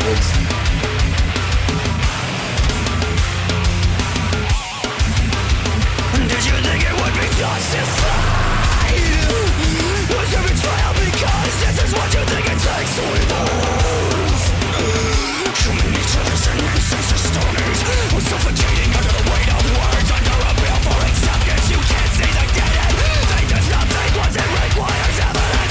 You got to think it just Those really sharp inhales, dude, they sell the manic quality of the performance.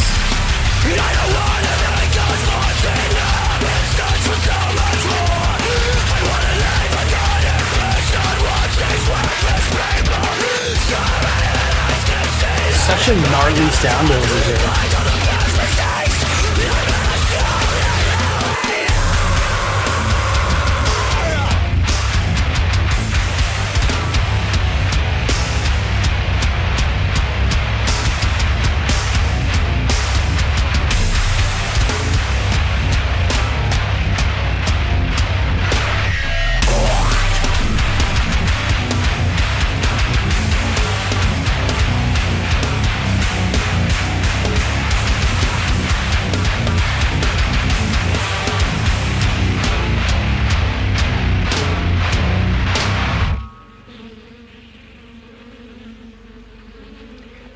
Yeah.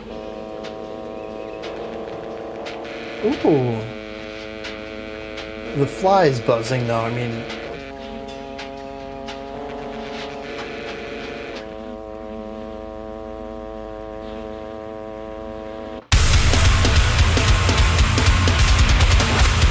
Okay.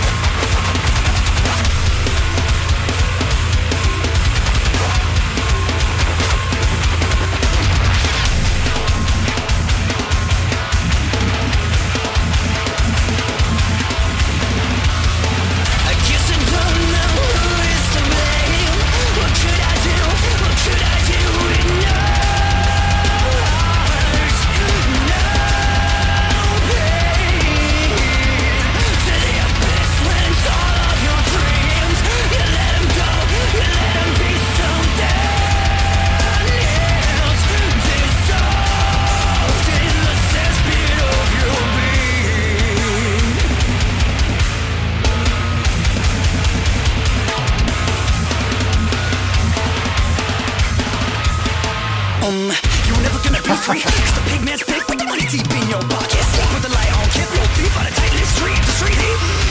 Learn to the distant, feet were consistent. The disciple with no resistance, infected with all his conviction. That doesn't mean you wouldn't have to leave. You've been trapped all in that room. It took 2 years to figure your way out. I know people can change, but you never find me still spouting that same fucking bullshit like the last line. Please, please, please. That I was chosen from the bleak beyond to partake in the greatest experiment the world of science has ever seen. I let it so pick me up and make me walk the line.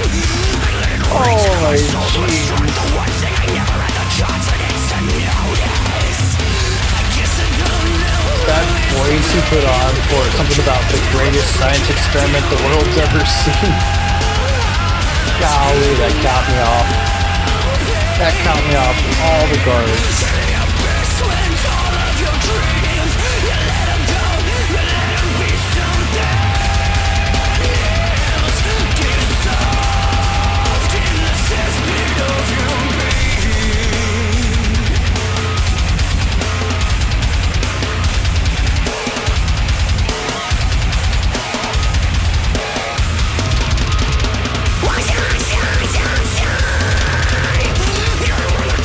Layered harshes on that too.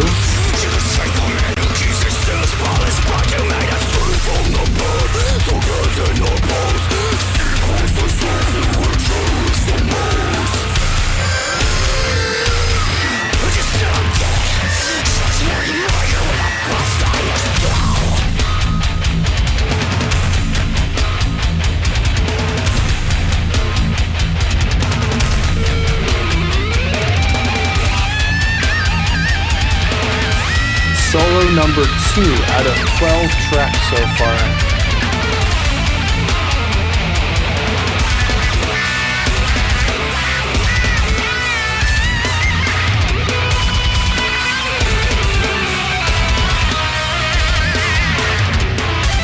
A rogue bit of Phrygian thrown in there.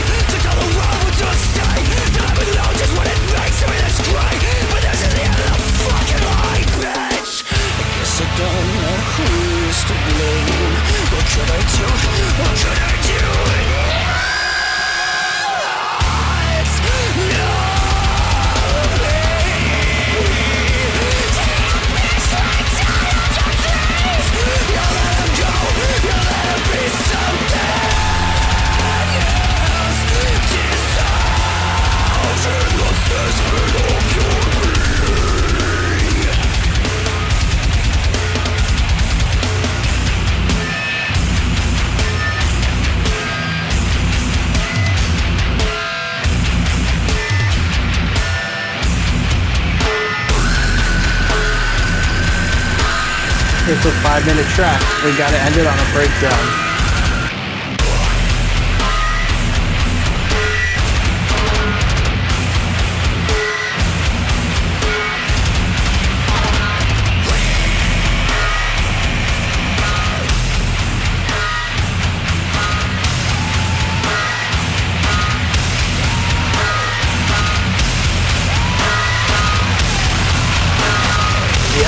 working. It's just becoming white noise.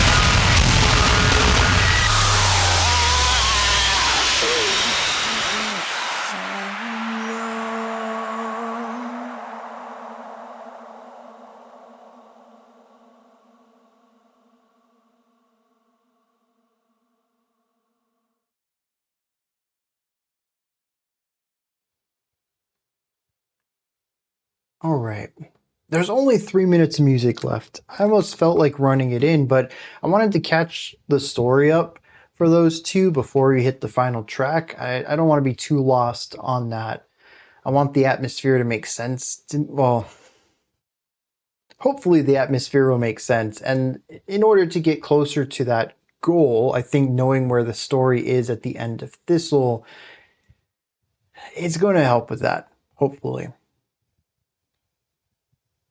But also, that push there at the end of Thistle was bonkers. Yeah, I mean, 5 minute track. We got to end on a pretty gnarly breakdown. That's been consistent on this album. If it goes into the 5 minute mark, we end on a breakdown. But also, it shifted from breakdown into noise, into cacophony, into white noise. Just so much clipping going on that it becomes static and crackle. No notes at all. Something happened here in the penultimate track that had the music evaporate. It became so extreme and so explosive and loud and large that it no longer was music. It became the concept of noise, literal, a white noise. That's really interesting, and I'm curious where they're going to take that thematically. I've already talked about a couple of tracks in here that have pushed towards that level of clipping, where specific instruments will have so much compression or volume that they'll begin to have some white noise crackles at the top of their sounds. There was even one track, it was in the middle somewhere, 5, 6, 7 possibly. I had mentioned that there's little like white noise crackling artifacts just happening in the music. I couldn't find that it was tied to anything. It was just there as if the whole song were too loud for the sound sphere. White noise is something that they have played around with. The idea of compression and distortion in general is the introduction of white noise, but even beyond that, they use it as a component to the atmosphere of this track, as if there's always just too much happening and music is becoming noise. Not noisy music, but literal noise. That there's always seems to be a portion of the sound that is just sound, no longer musical. And here they push into it all the way, though. It's an interesting direction to go on that.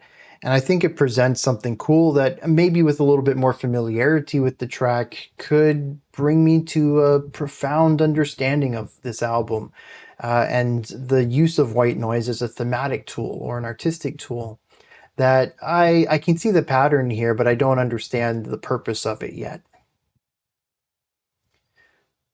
Aside from that, these two tracks, I mean, this is Tallah, at least 2022 Tallah. It's loud, it's noisy, it's abrasive. The same thing I've been saying all day. I don't get anything different out of these two tracks than I have anything else other than Wendrid, which had a really interesting bridge to it. This album blurs together for me, and I suppose this is my final wrap-up note here before we head into the final track and see how it ends. I really hope it lightens up. This is the big impactful peak, and the next track, titled How Long, is a reduction of energy, an outro to the album.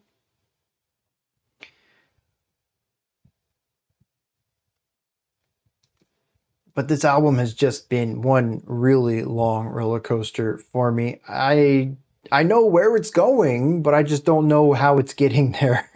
The speeds, the bumps, those are all unpredictable, the twists and turns, but I do know that it's going to be a high octane ride through and through with very little breaks or rests. And it's been that consistently.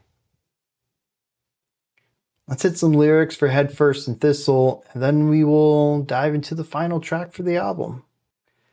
Headfirst is, okay, so track 1 or 2, Foreshadowing. Here we have Piper Huxley, the second to last of Dicker's victims here. She hated her job anyways and wanted to fly away from the industry, so he turned her into a pigeon, and without teaching her how to actually use her wings, or even, I suppose, even knowing if the wings worked with the body weight to wingspan ratio, he just, right off the top of a building. Says, head first, this is your moment, so you better be sure, don't miss your big shot, flap them arms until you paint a new hood for your car. Yeah. And once again, we have vitriol and hate spit towards this person. Did you think that what you were doing was justified? Was your betrayal to the human race worth it?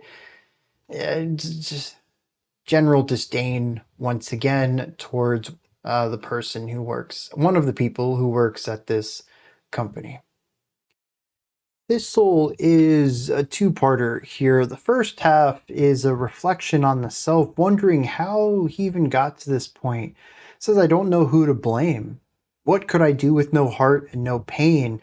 To the abyss went all of my dreams. I let them go in order to be something else and dissolved into the cesspit of my being.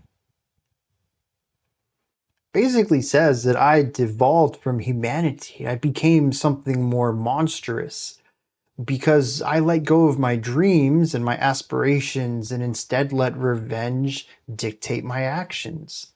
But was it really me to blame for that? I think that's a really interesting part of this. There is an understanding that things didn't have to go this way, but a reluctance to accept the blame for it. Right after this, though, he says, you were never going to be free, calling him a big pig man. Here we're talking about Morton Fraser, who I also don't have a position in the company, but I'm going to assume they are top CEO, being that this is the final person in the list, which, given the talk at the beginning of how he was a bit disappointed with himself for having disregarded what he wanted in life to chase this grand experiment down, I really thought he was going to be the last one on the list, especially given that he also worked at this company. There was one person left to get rid of here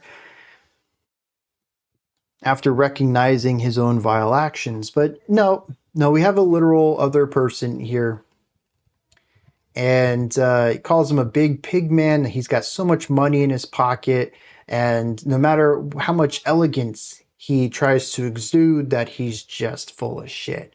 And there's just no ignoring that filth within him. Once again, as the narrator, his plans and his experiments is to pull the inside out, to make the exterior the same as the interior. Most of this track then is once again berating Morton for what he's done in life, and occasionally coming back to the idea of what have I done? How did I get here? That kind of idea. Interestingly, though, it does say you had a pistol just for me on the chance that you escape to tell the world what you have seen. It seems that there might have been a bit of resistance here that our narrator didn't encounter with anyone else. Seemed to have been able to sneak up on everyone else pretty easily, but here he says, you had a pistol ready for me. Kind of caught me off guard there a little bit. The last phrase of the song is, how long? And that is the title of our final track. Let's dive into this. 3.5 minutes to go. How do they wrap this tale up?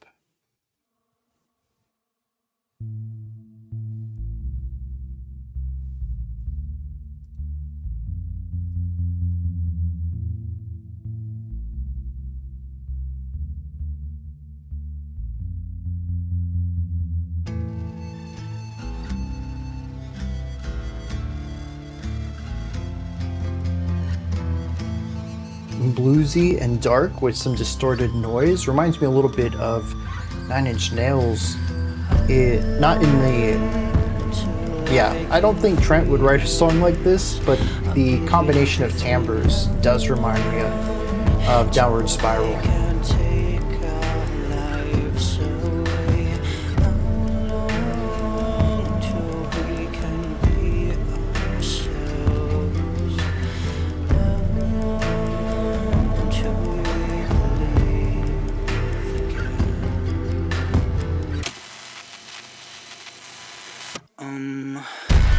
What's left to say?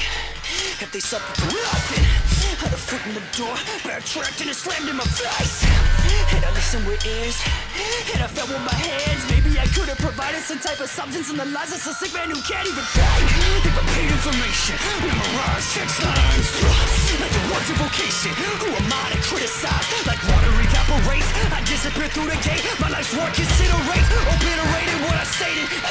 Unless I'm being incarcerated, how long until I can free us? I'll give it everything. How long till they can take our lives away? How long till we can be ourselves? How long till we believe again? Be my muse tonight. Be my muse tonight. Be my muse tonight. And on the road to fix until I can free us. I'll give it everything. Till they can take our lives away. Till we can be ourselves. How long until we believe again? Okay, yeah. What I expected. Thistle was the high point. This is a way of having a bit lower energy. We do hit a peak within this song, but it is rather palatable alternative rock throughout. The peak is a volume one more so than grit, distortion, noise. Still have this bass line going though.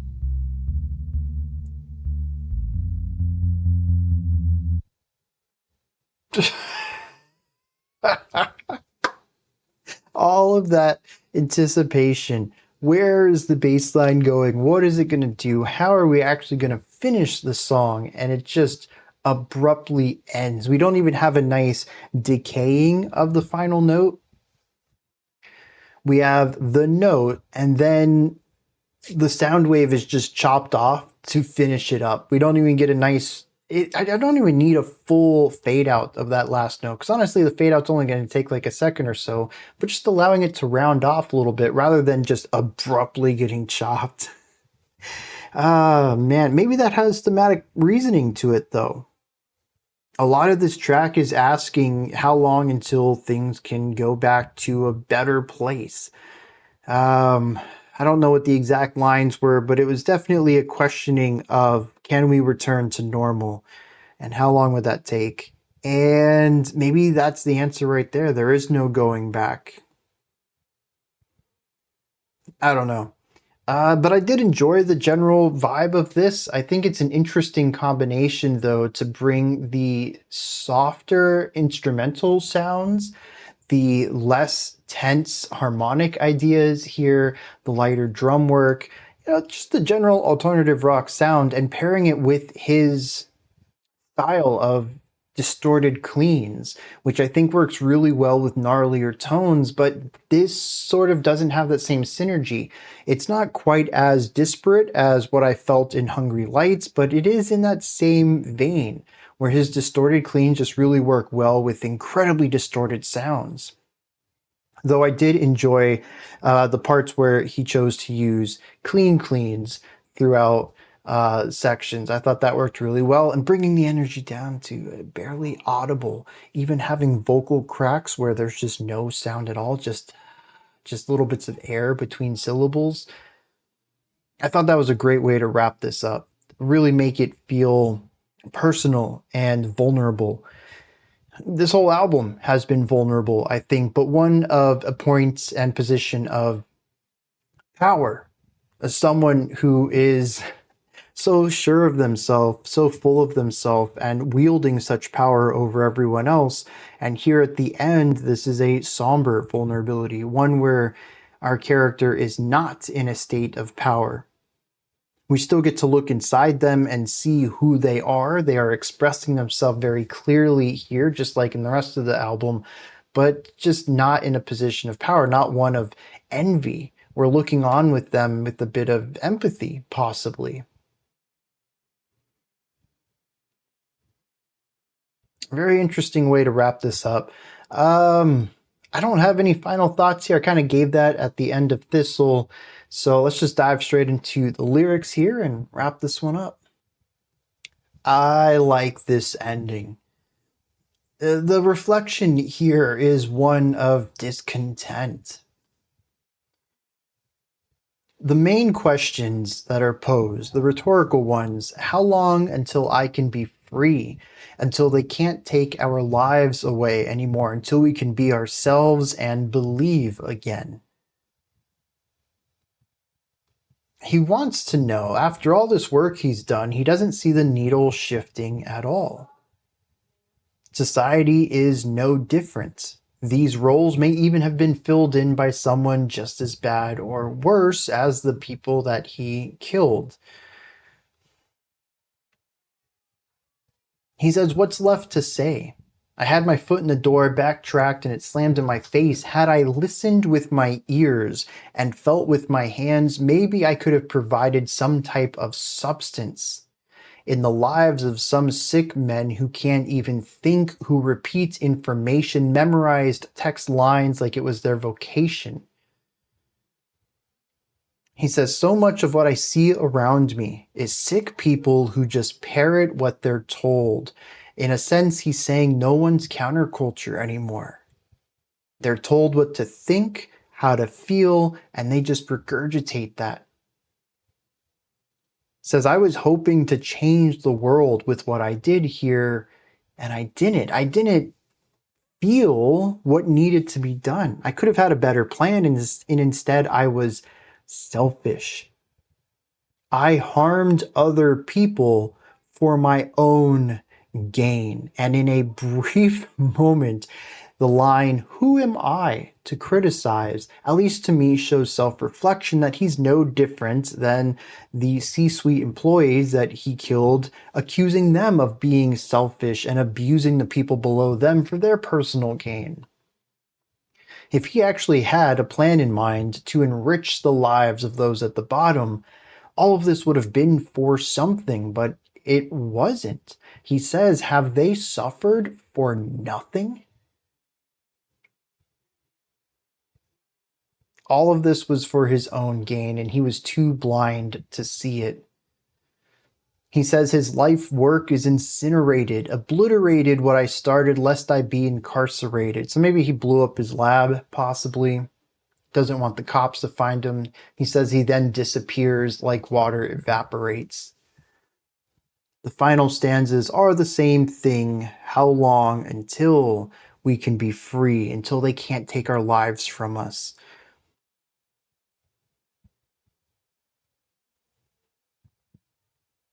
I'm glad the story went in this direction. Like I said, I feel like he always felt he was justified in these, but I always found him to be a rather vulgar person in the way that he spoke to people, in the way that he referenced people, and what he did to them, too. Not saying we need to have empathy for those at the top who make everyone's lives beneath them worse, but maybe becoming them isn't the best way to combat that. And I really like that the album ends on this same message. In order to improve the world around us, we must be better than the world around us. If we sink down to the world's level, we can only keep things as they are. We can only retain the status quo.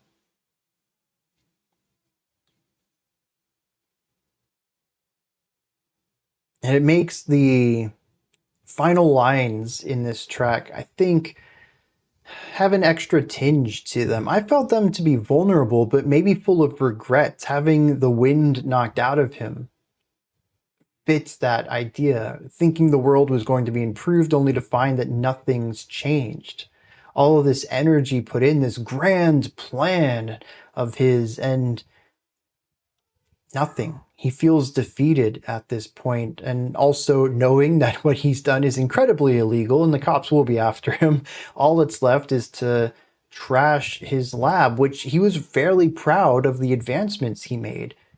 I mean, the idea of having a minor setback and having the fish experiment go wrong, he felt bad about that, but he had perfected his craft over time and now he has nothing to show for it.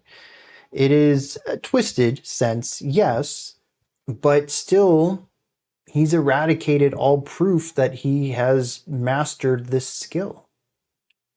Spent so much time dedicated to this only to have to remove this part of his history entirely, knowing that it never moved the needle at all in society. It's a tragic story, if demented, through and through, and I think that's a pretty interesting way to wrap this up. These are going to be my thoughts on Tallah's The Generation of something. What is this? The Generation of Danger? I don't know how that plays into anything. Let me know what you thought of this, though. Is there anything that stood out to you? Anything that you'd like to add on to what I said or correct me on? Do you have your own take or opinion on things? Let me know. Put all of that and anything else you'd like to add into the comment section below.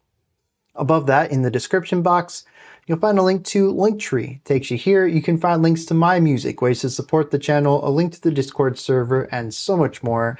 Above that, if you could, like, subscribe, and ring the bell. I greatly appreciate all three of those. That wraps it up for today. I will be back tomorrow, 11 a.m. Eastern Standard Time, 4 p.m. UTC, as usual for Sundays at least. We're going to do a live stream, usually goes for about 2 hours. We listen to music, we chat about music. We get off topic and talk about all sorts of stuff. It's really laid back. There's not much of a goal in mind other than to listen to all of the songs that are scheduled. And yeah, if you can make it, I highly suggest you do. There's lots of laughs. It's chill. It's a great environment. The community here is excellent, and it's just, like I said, it's a blast. If you can't make it, though, that gets uploaded for people to watch after it's been live, usually the same day, Monday, 5 p.m. Eastern Standard Time. I'll be back for next week's theme. Until next time, remember to be critical, not cynical, of the music you listen to, and have a fantastic morning, afternoon, or evening, whenever you choose to watch my videos.